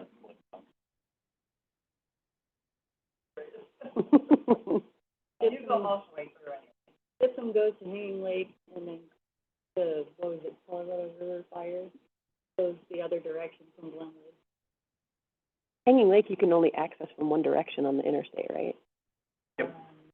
I think I found that on a Oh, yeah, the vacation a few years actual back. exit, There's like only one Yeah, direction can you actually get to it. but for a minute, I thought you were talking about the tunnel. Yeah. Because you can get into the tunnel from Yeah. the garage.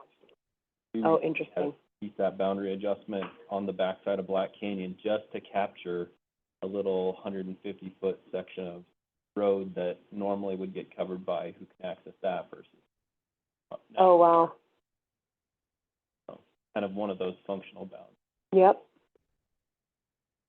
I feel like you see it a lot in the mountains too, because the mountains can make certain areas really inaccessible. And so like sometimes you'll have like that road that Mhm. would normally be bisected by a boundary, but they had to kind of like cut around it to encapsulate the Mhm. whole road because it just makes more sense that way. So, Definitely more challenges in Colorado than, say, like Nebraska. Different, different challenges. yeah.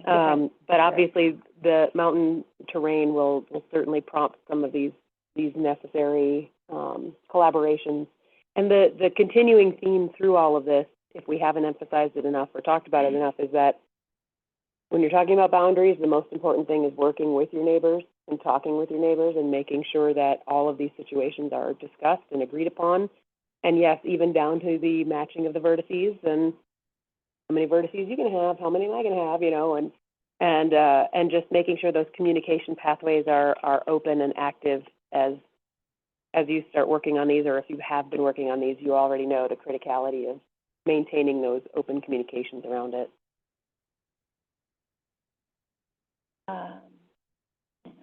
Yeah, so why are boundaries so crucial? As I've talked about before in some of the diagrams earlier on, these are the boundaries that are used to determine the routing of live 911 calls in MG. So whether it's looking up a geodetic location or a civic address that's trying to match a road center line or an address point, you are looking at, you're comparing a location to your GIS data and extracting that routing location, that URI network address, where the call is going to go. So yes, ECRF, they do love their polygons. I love the graphics. I like to oversimplify things sometimes. No, it's So that's it's perfect. emergency call routing function for those who are unfamiliar. Yes. And so we're going to look at a couple different examples too of really why it's so important to get your boundaries right. And this is different ways that calls may be sent in a next-gen environment. For a wireless call, you may get a point, or it may be sent as a different geometry, as a circle. So you may get a very simplistic point and polygon that is easy to identify. It falls wholly within a polygon. Or you may get like a confidence interval around that location, and it's a circle, and there's some spatial detection going on that's saying the majority of this uncertainty and this location is in this PSAT polygon or this one. Now that's determined at the time of the call. That's not something you pre-plan for, you know, how all these confidence intervals are going to come into play. But there's just a couple different ways in which that call and the data around that call may come through. And it's good to be aware of that then as the calls are routed too. If it goes to, if the caller is actually in, I'm going on my screen, I should go on yours. No, Sorry. I don't even know where the mouse is, so I'm going Right to here. stop trying. Yeah, but it's on that screen. No, I was going to try to like. Wait, okay, here you go. No. Here we go. Yes, okay, so the point on the left, you know, wholly encapsulated within it, but on the circle on the right, the caller could be in the yellow half, could be in the blue half. You know, depending on if the caller could be in blue, but because most of the uncertainty is in the yellow, it's going to reroute it to the wrong PSAP. And so some of these things you can't necessarily plan for, but you can be aware that these are different ways a call is going to come through in this next-gen environment. For a wireline call, this is where, I'm going to stop with the mouse. I'm not going to keep trying to do that. Okay. No.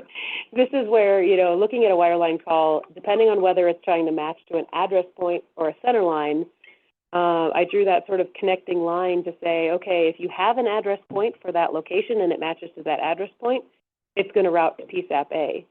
But this is why it's so important to align your address points to your centerline ranges and make sure that they're broken and ranged appropriately at these boundaries, because if for some reason the location coming in, if the attributes might be off or skewed in the address point and it doesn't find a match and it goes to the center line instead, then it's going to find that range in the graphic on the right where that center line is in a different PSAP polygon altogether, and the call is going to route to a different PSAP. And as everybody knows, the longer that it takes to get to the right PSAP and the right responders, the longer response is delayed and the greater the potential for a bad outcome on that call. So and this can happen more often than you think. You know, you're looking at your data and your layers individually and as they relate to each other. The points solo, the roads solo, the boundary solo, and then like this, how does that point fall, what boundary does it fall within? What boundary does the center line fall within? How does that address point align with that center line? And getting it all matched up and aligned as best as possible. I have a pro tip as well. If you're using Fishbones, which a lot of us probably are, and I love Fishbones, which is, if you're not familiar, it's just showing the correlation between the address point and where it aligns with the road center line based on the ranging of the road center line. Fishbones that cross over boundaries. That's basically saying your address point's in one jurisdiction and your RCL is indicating it's another one. So if you do, you know, when you look for intersecting, Fishbones intersecting with boundaries, that's kind of a tip-off to, like, find some of these issues. Has everybody done any sort of fishbone analysis in your data?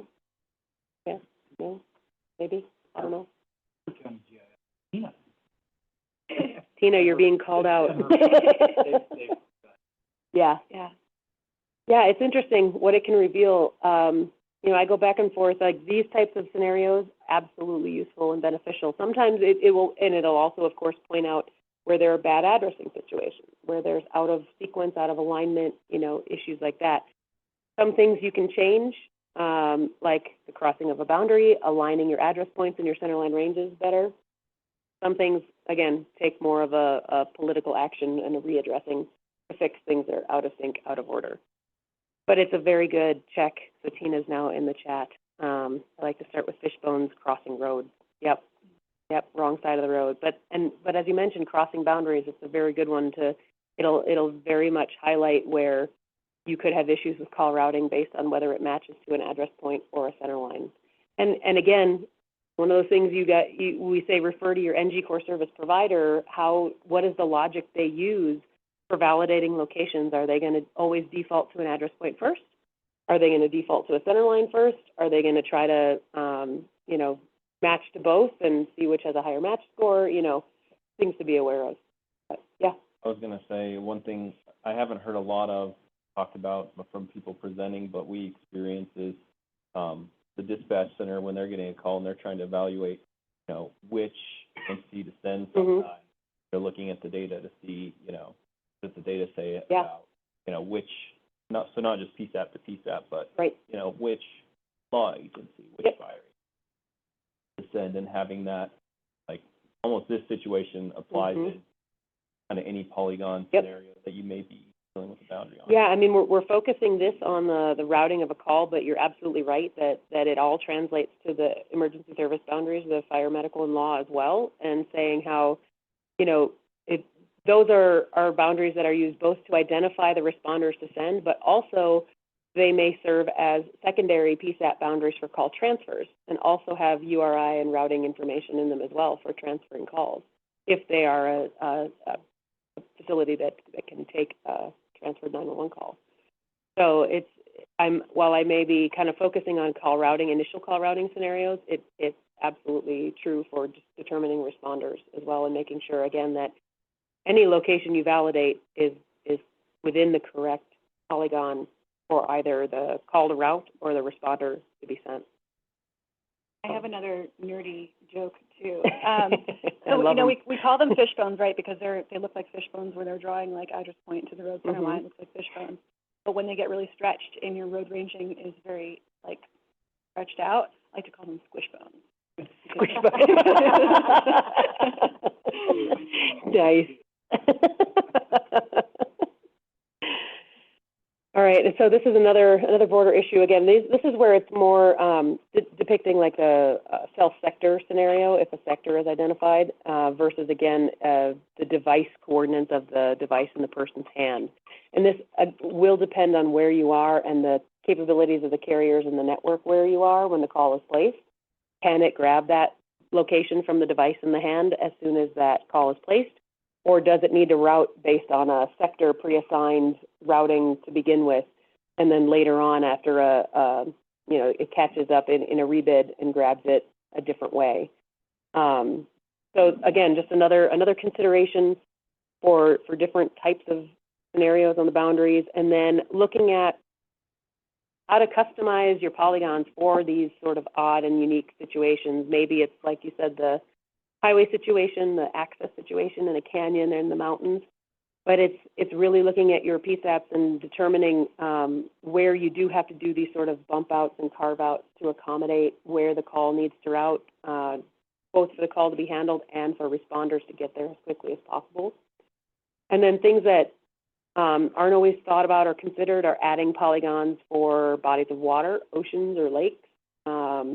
If you have people that could be out on boats offshore in the ocean or in large lakes or small lakes, is that all covered in your boundary, in your inner boundaries that, a particular way? Or I've run into places where people just kind of look at, especially rivers, as almost a little bit of a no man's land, like who responds to the midpoint of a river and how do you map that with hydrology? You think that boundary, like county boundaries and things that are inaccurate, or you're following different descriptions.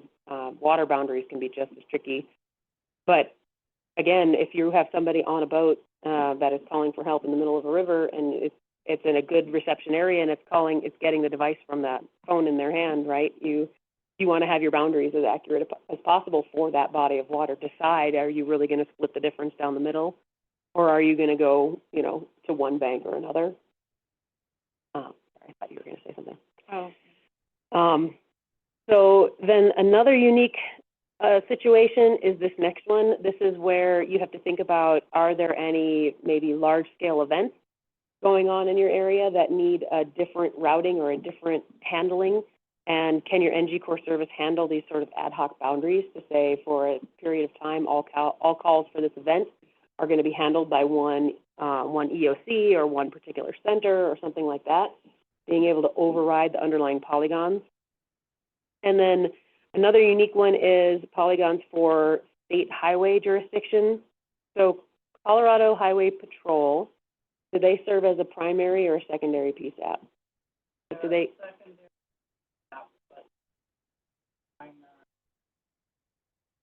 Yeah.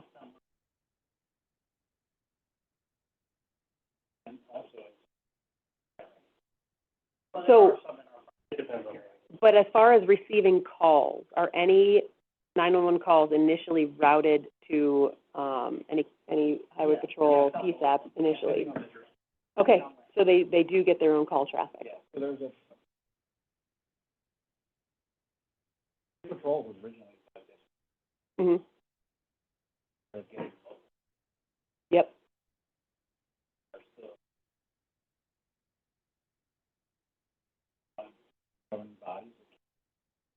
Mm-hmm. As their primary PSAP. Okay.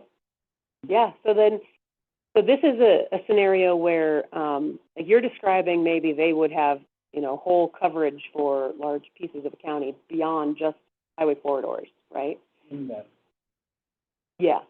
And there are other areas where, there it may be a desire to map boundaries so that these PSAPs could become primary PSAPs. In Oregon, I know all of the Oregon State Police are secondary PSAPs. So all the calls will initially go to a county or city PSAP, and then anything that is identified as jurisdiction will get transferred. But in California, the wireless calls they've done for years, and it's tried through the cell sector routing capabilities to get wireless calls routed to primary PSAPs for California Highway Patrol. And now with the capabilities of NextGen and drawing boundaries like this, you can actually draw your boundaries through the coverage of those state highways and their jurisdiction to further tighten in the capabilities of making sure those calls do get routed accurately, pulling that location from the device in the person's hand and getting the call routed correctly right off the bat. So will everyone go this way? I don't know. Not every state is going to take that route. Not every state has the capability for their state police or state patrol to take the primary PSAP responsibility. But if the desire is there, the capability is there, if the boundaries are drawn correctly and everybody agrees. You just have to make sure, of course, that if you have any buildings or structures or landlines that then fall within that boundary, that they are either exempted or somehow accommodated for. And so your boundaries can get complex, is the point that I'm trying to make. Depending on your implementation, depending on how you choose to use them, these are, again, the definition of a functional boundary.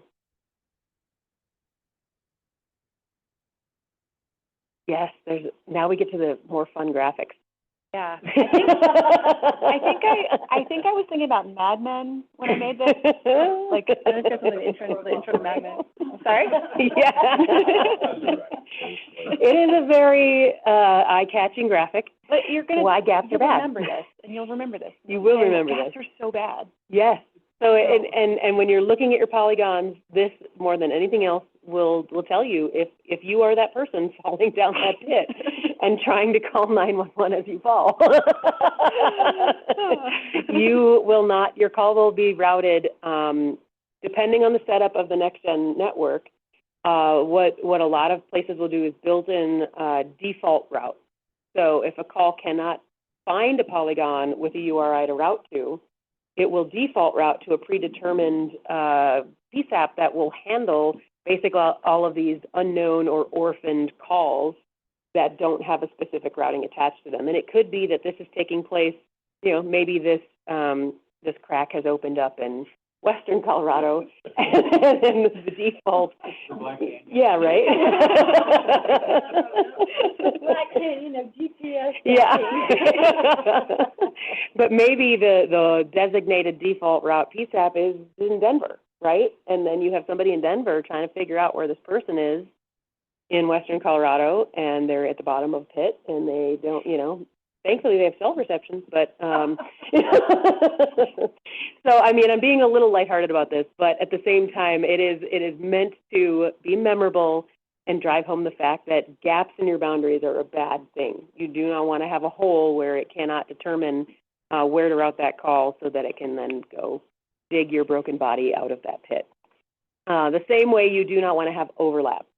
Overlaps are where you have two potential places where that call could route. And for the same reason, there may be then the triggering of a default route, and it'll go to some orphan PSAP that's predetermined by the network somewhere in the state to handle all the calls that just can't be determined. And they have to then, again, try to figure out with maybe no great knowledge of the area or where the person is. And they're, if it's a backcountry hiker that has no idea where they themselves are, right, then you're trying to navigate a situation, and obviously it leads to further and further delays and potential bad outcome of that call. So, does anybody experience issues with calls on boundaries, getting hot potatoes back and forth, or? Yeah. Is it pretty common, or just in certain areas maybe?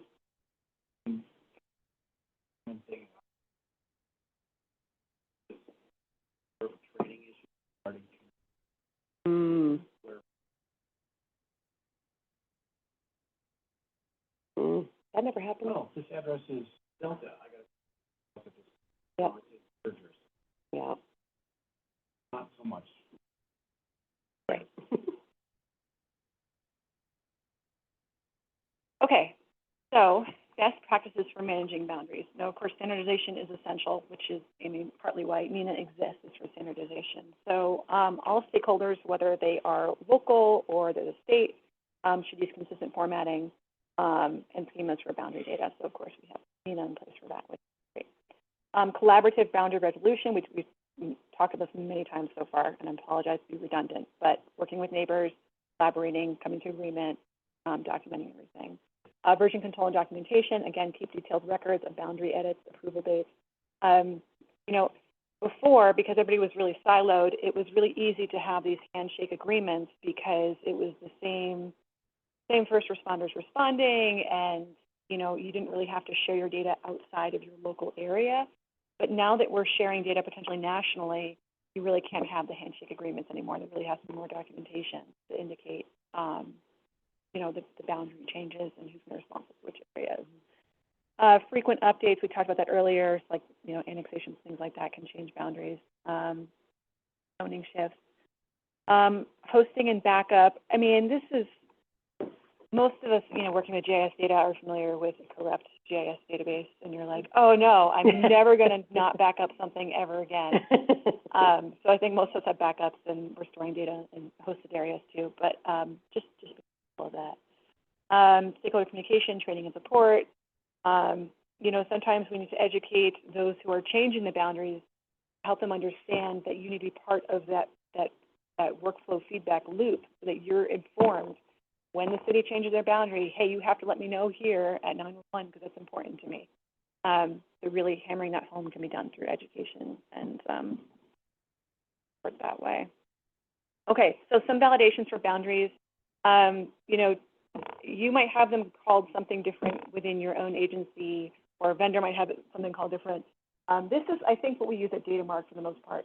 So these are some things you can look out for. So gaps and overlaps in PSAP boundaries, gaps and overlaps in ESBs, island topology errors. So when you have like an island in your data, the boundaries are multi-part. So I think most of us are aware, but multi-part being you have multiple shapes, geometries in your data, but you have a singular record, multi-part.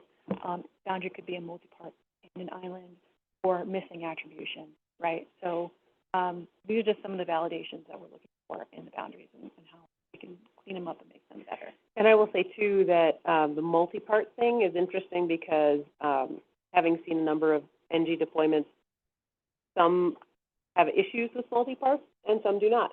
This is another one of those lovely things where we say, depending on your NG core service provider and their solutions requirements, they may have issues with multi-part, and there may not. But the nice thing about multi-parts, they can be exploded, and that sounds. I love the tool is called exploding. I know, it is actually called exploding multi-part. And so that's just kind of fun to think about, clicking a button and just exploding all of your features. Then, of course, you have to think about the unique IDs that has generated with all those new lovely records and all those fun things. But point being that, again, just because we list it as something to look for and detect, whether or not your core service provider actually has an issue with it will be dependent on who the core service provider is. So other data validations related to boundaries, address point not contained, road center line does not break at the boundary. Obviously an address point does not contain the boundary. It's kind of like no man's land address point. We don't want those. Road center line does not break at a boundary.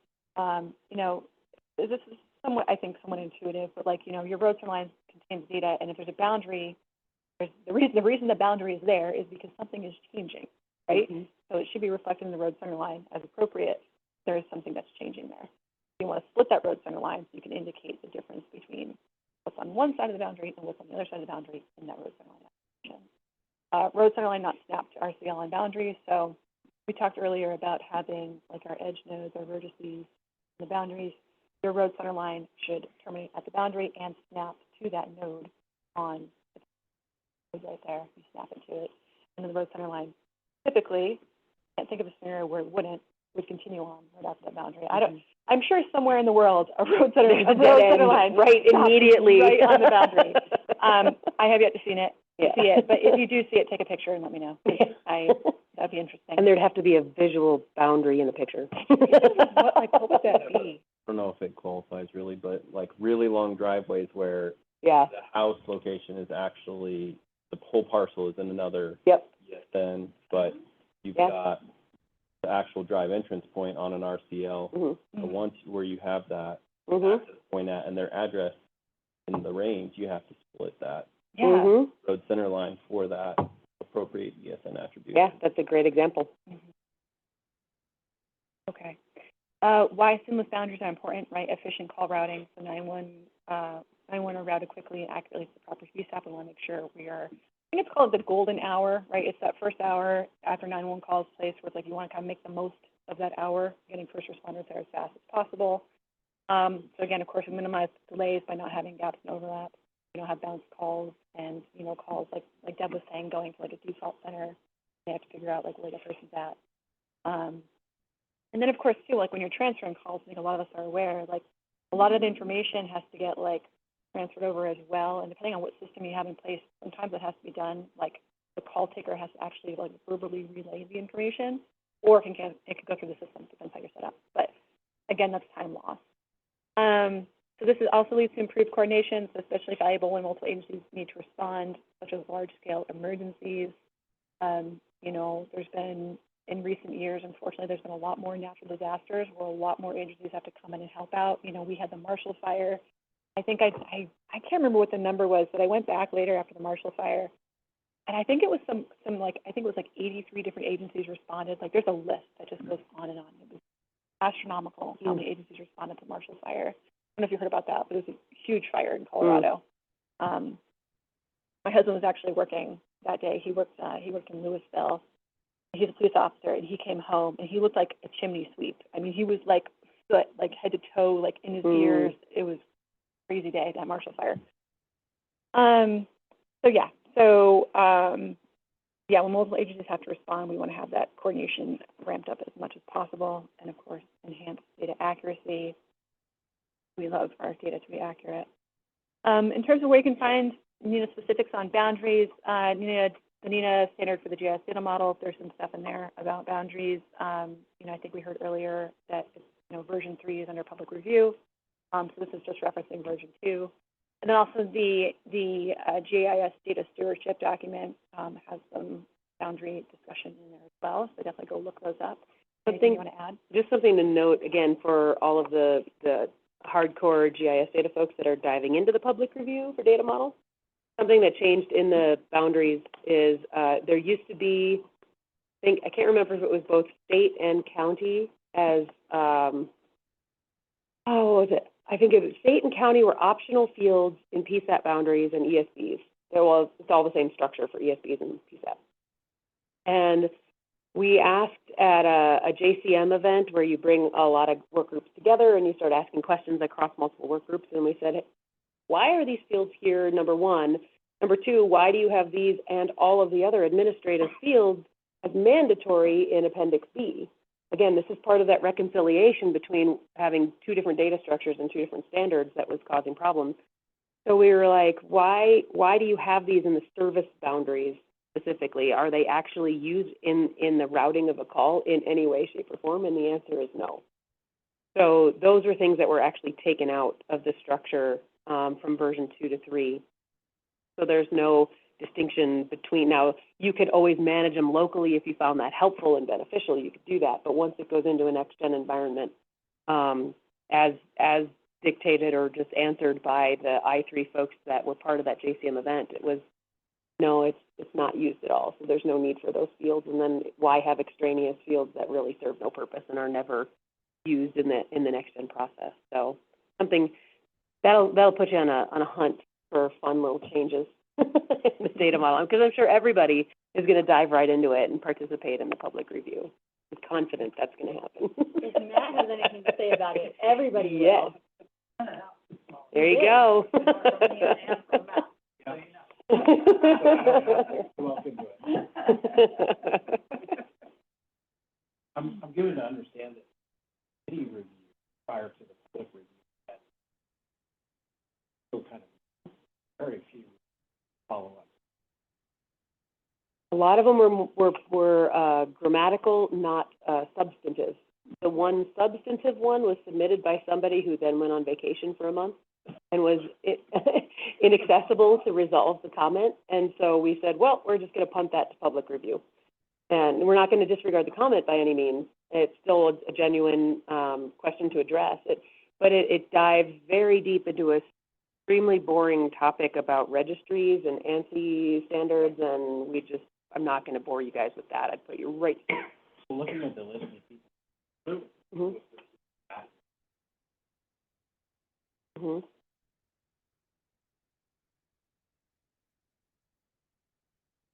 Thank you. Yeah, we worked really hard on it. There's over 100 people on that work group. It's one of the bigger ones, if not the biggest one in NENA, that the GIS data model. And we, we've gone through, we took a very strategic approach with it. There was so much content. The only way we could do it, if you have that much content in a group with 100 people and you dress everything as the big work group, you're never going to get anything efficiently done. So we had subgroups that would go off, like focus groups, and focus on the CLDXF stuff, and one that focused on the 3D stuff, and one on a relational group that spanned about 80% of the entire work group time. They were functioning as a subgroup doing their stuff, because at one point, one of the guys leading it, you can venture off into theory with relational data models very easily. And at one point, he said he had to, quote, stop navel gazing and just get down to it, and like, how are we going to structure this relational model? I'm glad that was not a subgroup I was part of, because I didn't handle it. But. There's definitely, I don't know if you guys have like sat in on some of the NENA working groups. There is so much passion in those groups. You can hear it in people's voices, and it's I'm being a little facetious, but it's a little funny when it's like, sometimes the debate is over like a semicolon versus a colon. Yeah. It's like, well, what are we trying to say here? Do we do a semicolon or a colon? And so it gets a little funny sometimes. We try to get rid of most, but there's a lot of thought that goes into it, so that's the important part. And then there were things that, when we had to resolve some of those comments, it's like, we don't want to focus on, it's only if the change in wording or the change in punctuation really does change the intent of the sentence, then you do have to talk about it and vote on it. And because it is an ANSI standard, there are additional rules and regulations. Absolutely every T has to be crossed and every I dotted, because there's a pretty, 99% certainty it is going to get audited in the next ANSI audit. And we want that to be as clean as possible. So it can lead to some frustration on calls too, where it's like, oh, don't we have a style editor for this? Like, this is a grammatical change, But sometimes it is, and sometimes it really is something that could change the purpose or intent of it. So that's more on my soapbox about the data model than you probably wanted to hear, but go check that public review. Yeah, but I mean, again, everybody that puts it together, I mean, they know their stuff and they really care. So. Okay, so this I had pulled from the data model. It's just talking about, you might have heard of like the A1 through A5. So when you see these references, it might be like, what are we talking about here? But basically, it's just it's the equivalent of how these break down. Again, going to more country-neutral terminology, administrative unit, as we expanded for Canadian and other country considerations. Not everywhere has states or counties. They may have territories. They may have boroughs. They have other things. But this is great, too, because in here, and again, we'll do more document deep dive stuff another time. But in here, it also shows you how it's being used in Next-Gen Core Services. And so you can really see, these layers, the 7 that we were initially referencing, they're used in a lot of different functional elements: ECRF, LVF, GCS, MSAT conversion service, mapping data service, spatial interface. So it's not just like one spot in NG911. It's actually being used in areas. Anything you want to add? No. Okay. Again, collaboration, communication, really, really important. That's, between Public Safety and 911 Authority, GIS, Adjuncting Authority, others as needed. One of the things at GEFCOM that I did that was really beneficial was inviting basically like the Adjuncting Authority and different stakeholders into one room. And we even gave them like a tour of the PSAP, because it really helps them to see like how their data is being used further on down the road. My ulterior motive was a discussion about unique keys, because I'm a database nerd, but it was great to get everybody in the room just so they can understand, like, hey, this is how we're using your data, and this is why it's really important for you to like persist your keys and not delete records. Please don't delete your addresses. Retire them. But different conversation. Yeah, it was a different conversation. But again, collaboration, communication, and this is like the underlying theme of NG911, right? Like the goal, part of NG911, the beauty of it is if we get a blizzard here in Colorado and our PSAPs go down, we can, transfer the calls outside the state, and they can pick it up seamlessly and help us out. So that's like the overarching theme of it, is that collaboration, communication. I want to say you might know more than I too, that in Idaho, when they were starting their process with boundaries and coming together as a state with the boundary layers, they held regional boundary pizza parties. And it really would be, again, getting everyone in a room and sometimes it is tables and paper maps still, and sometimes it's more, digital, kind of editing on the fly in the room, but it really is about fostering that environment of collaboration. And if you can add some fun and food to it, even better. Yeah. But yeah, just another thing to keep in mind. And then here's just one quick final slide to kind of bring everything back full circle with what's happening in Colorado, right? So right now, we're trying to prepare Colorado for statewide Next-Gen 911 deployment by enhancing GIS data sets and analyzing data readiness across jurisdictions. This is being done through statewide GIS PSAP boundary feature class. So again, just gathering the PSAP boundaries, getting everything kind of ducks in a row, and then conducting a comprehensive GIS data gap analysis for the governing bodies. And then, optionally, there's creating a statewide GIS provisioning boundaries and then assisting local agencies in improving GIS data quality. Range 911. I mean, that last one I think is forever ongoing. It's just like helping out your neighbors is a good thing to do, right thing to do. Okay, that's pretty much what I have. I don't know if anybody wants to add anything else. Any questions?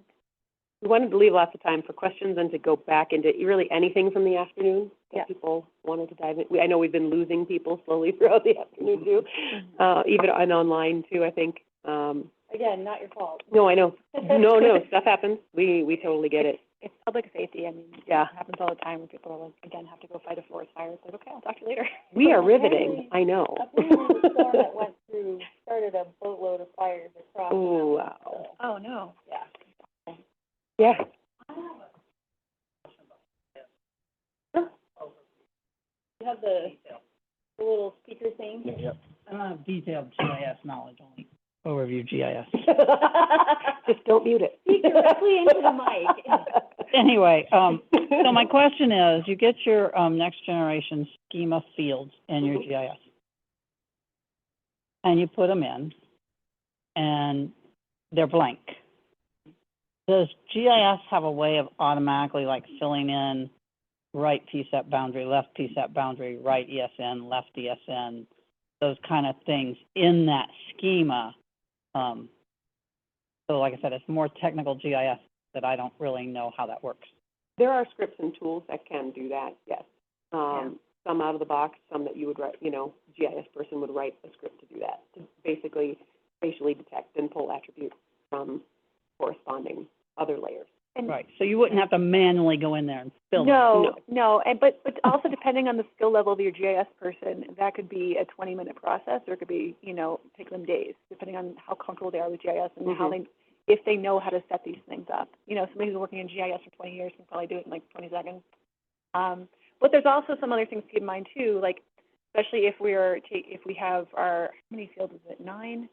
Going from 9 fields to 4 fields to 9 fields. Oh, for street names? Yeah. So 4 to 8. Yeah. So it's not always as straightforward as just populating a field with what's already there. Sometimes you actually have to do extra parsing.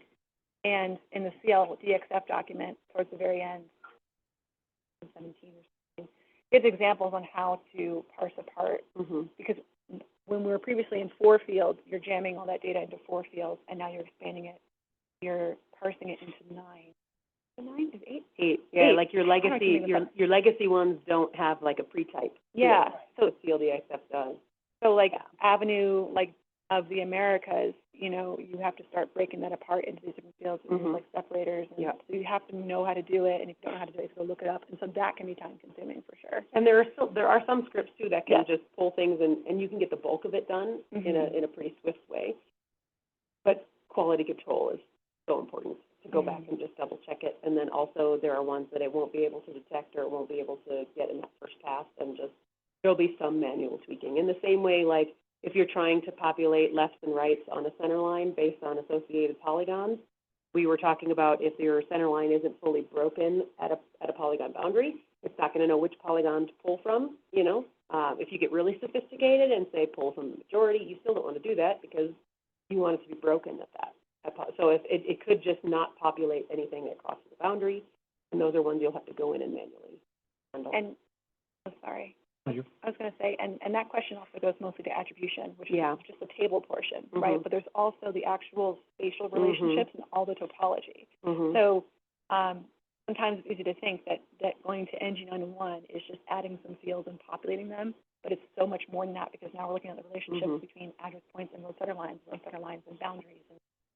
And then there's also the cyclical relationship where you change one thing, and now you have to go back and change something else. So, sorry, you were going to say. Oh, no, you're Okay. spot on. Thank you.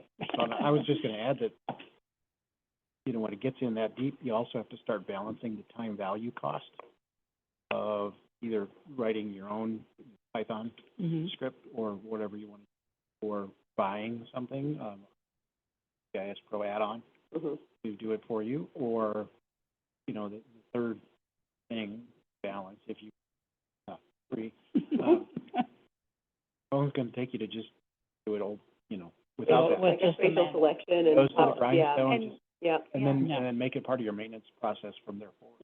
yeah, you can introduce things like an attribute assistant and other tools too that'll automate some of that going forward. Lots of new cool stuff in Pro for that. Yeah, Okay. yeah. It can, if you're doing like semi-manual, those assistant tools can just help you just rip right through that stuff. And another challenge that we see somewhat often is, well, I mean, first of all, you have to make sure that whoever's writing the script is in tune with what's happening at NINA, right? Because that can change, and so that has to get incorporated in the script. But also, if there's turnover, if your star script programmer person takes another role, and you have this script and you know how to change it, that can be a real challenge that kind of leaves you in the lurch too. So we've seen that as well. Yeah. Not daunting at all. Thank you. Yeah, right. It listened to my question and it's done now. And you can totally trust whatever it puts out. We're all out of Fur strap.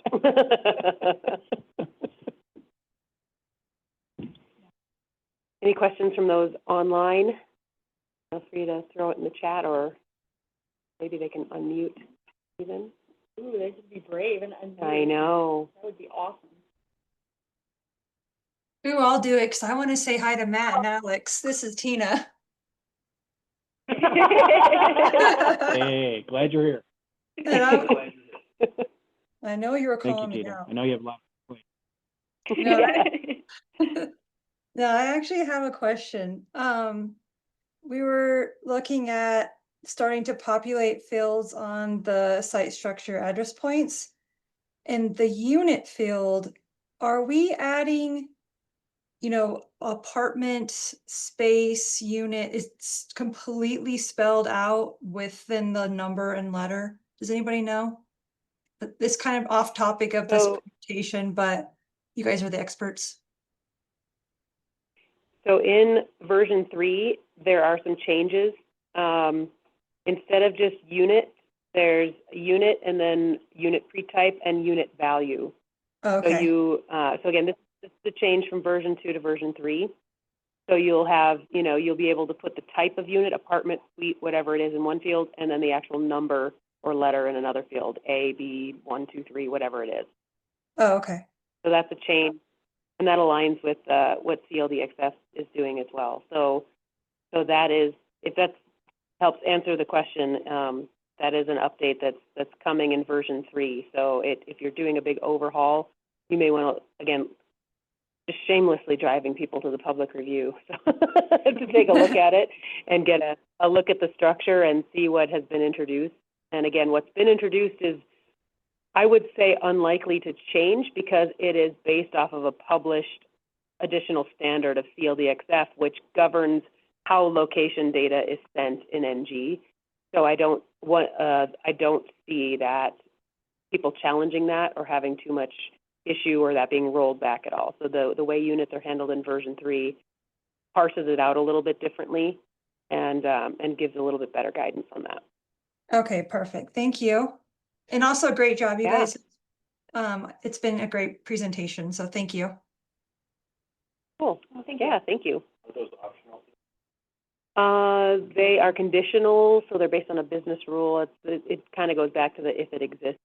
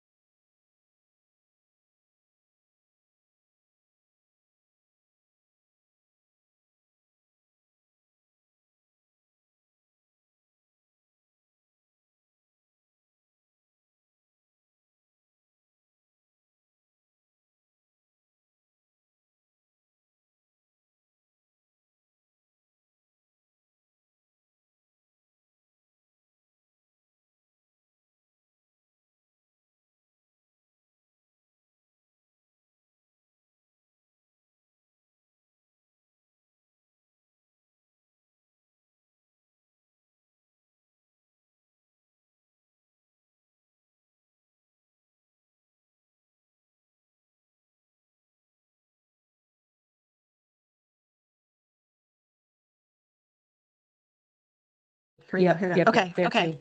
Can you hear us online? Our phone died in the room, Oh, thank so you. we're going through a I think computer. I think Yep, my- okay, we got a yes. Okay.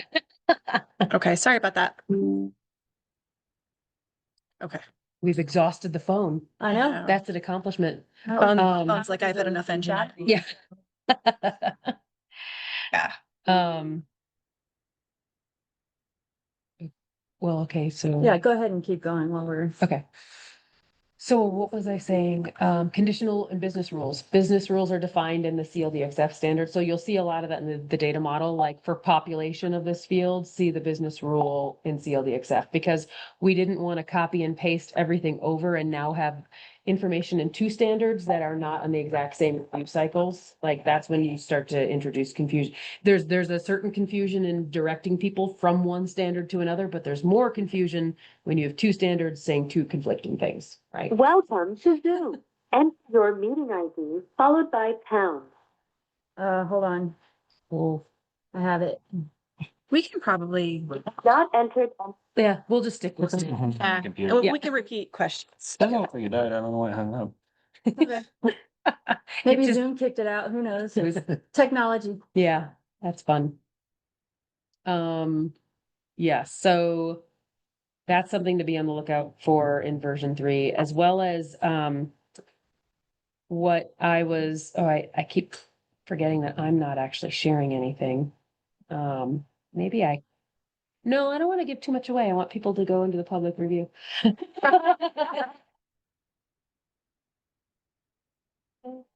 Like one of the highlights that you think would be the most curious for us to check out. Okay. The question is, what is one of the highlights for what things to check out? Data model 2, data model. For changes between data model 2 and data model 3, what are the highlights to check out? I'm not gonna do the whole presentation because this was an hour-long one I did at Nina. But some of the things that changed in version 3 are that we aligned with I3V3. So we looked at, and that's where some of these things like introducing those legacy county ID fields came into play, and altering some of the designations, or actually we kept some of the designations on like roadway, speed, and our road class, one way, and speed.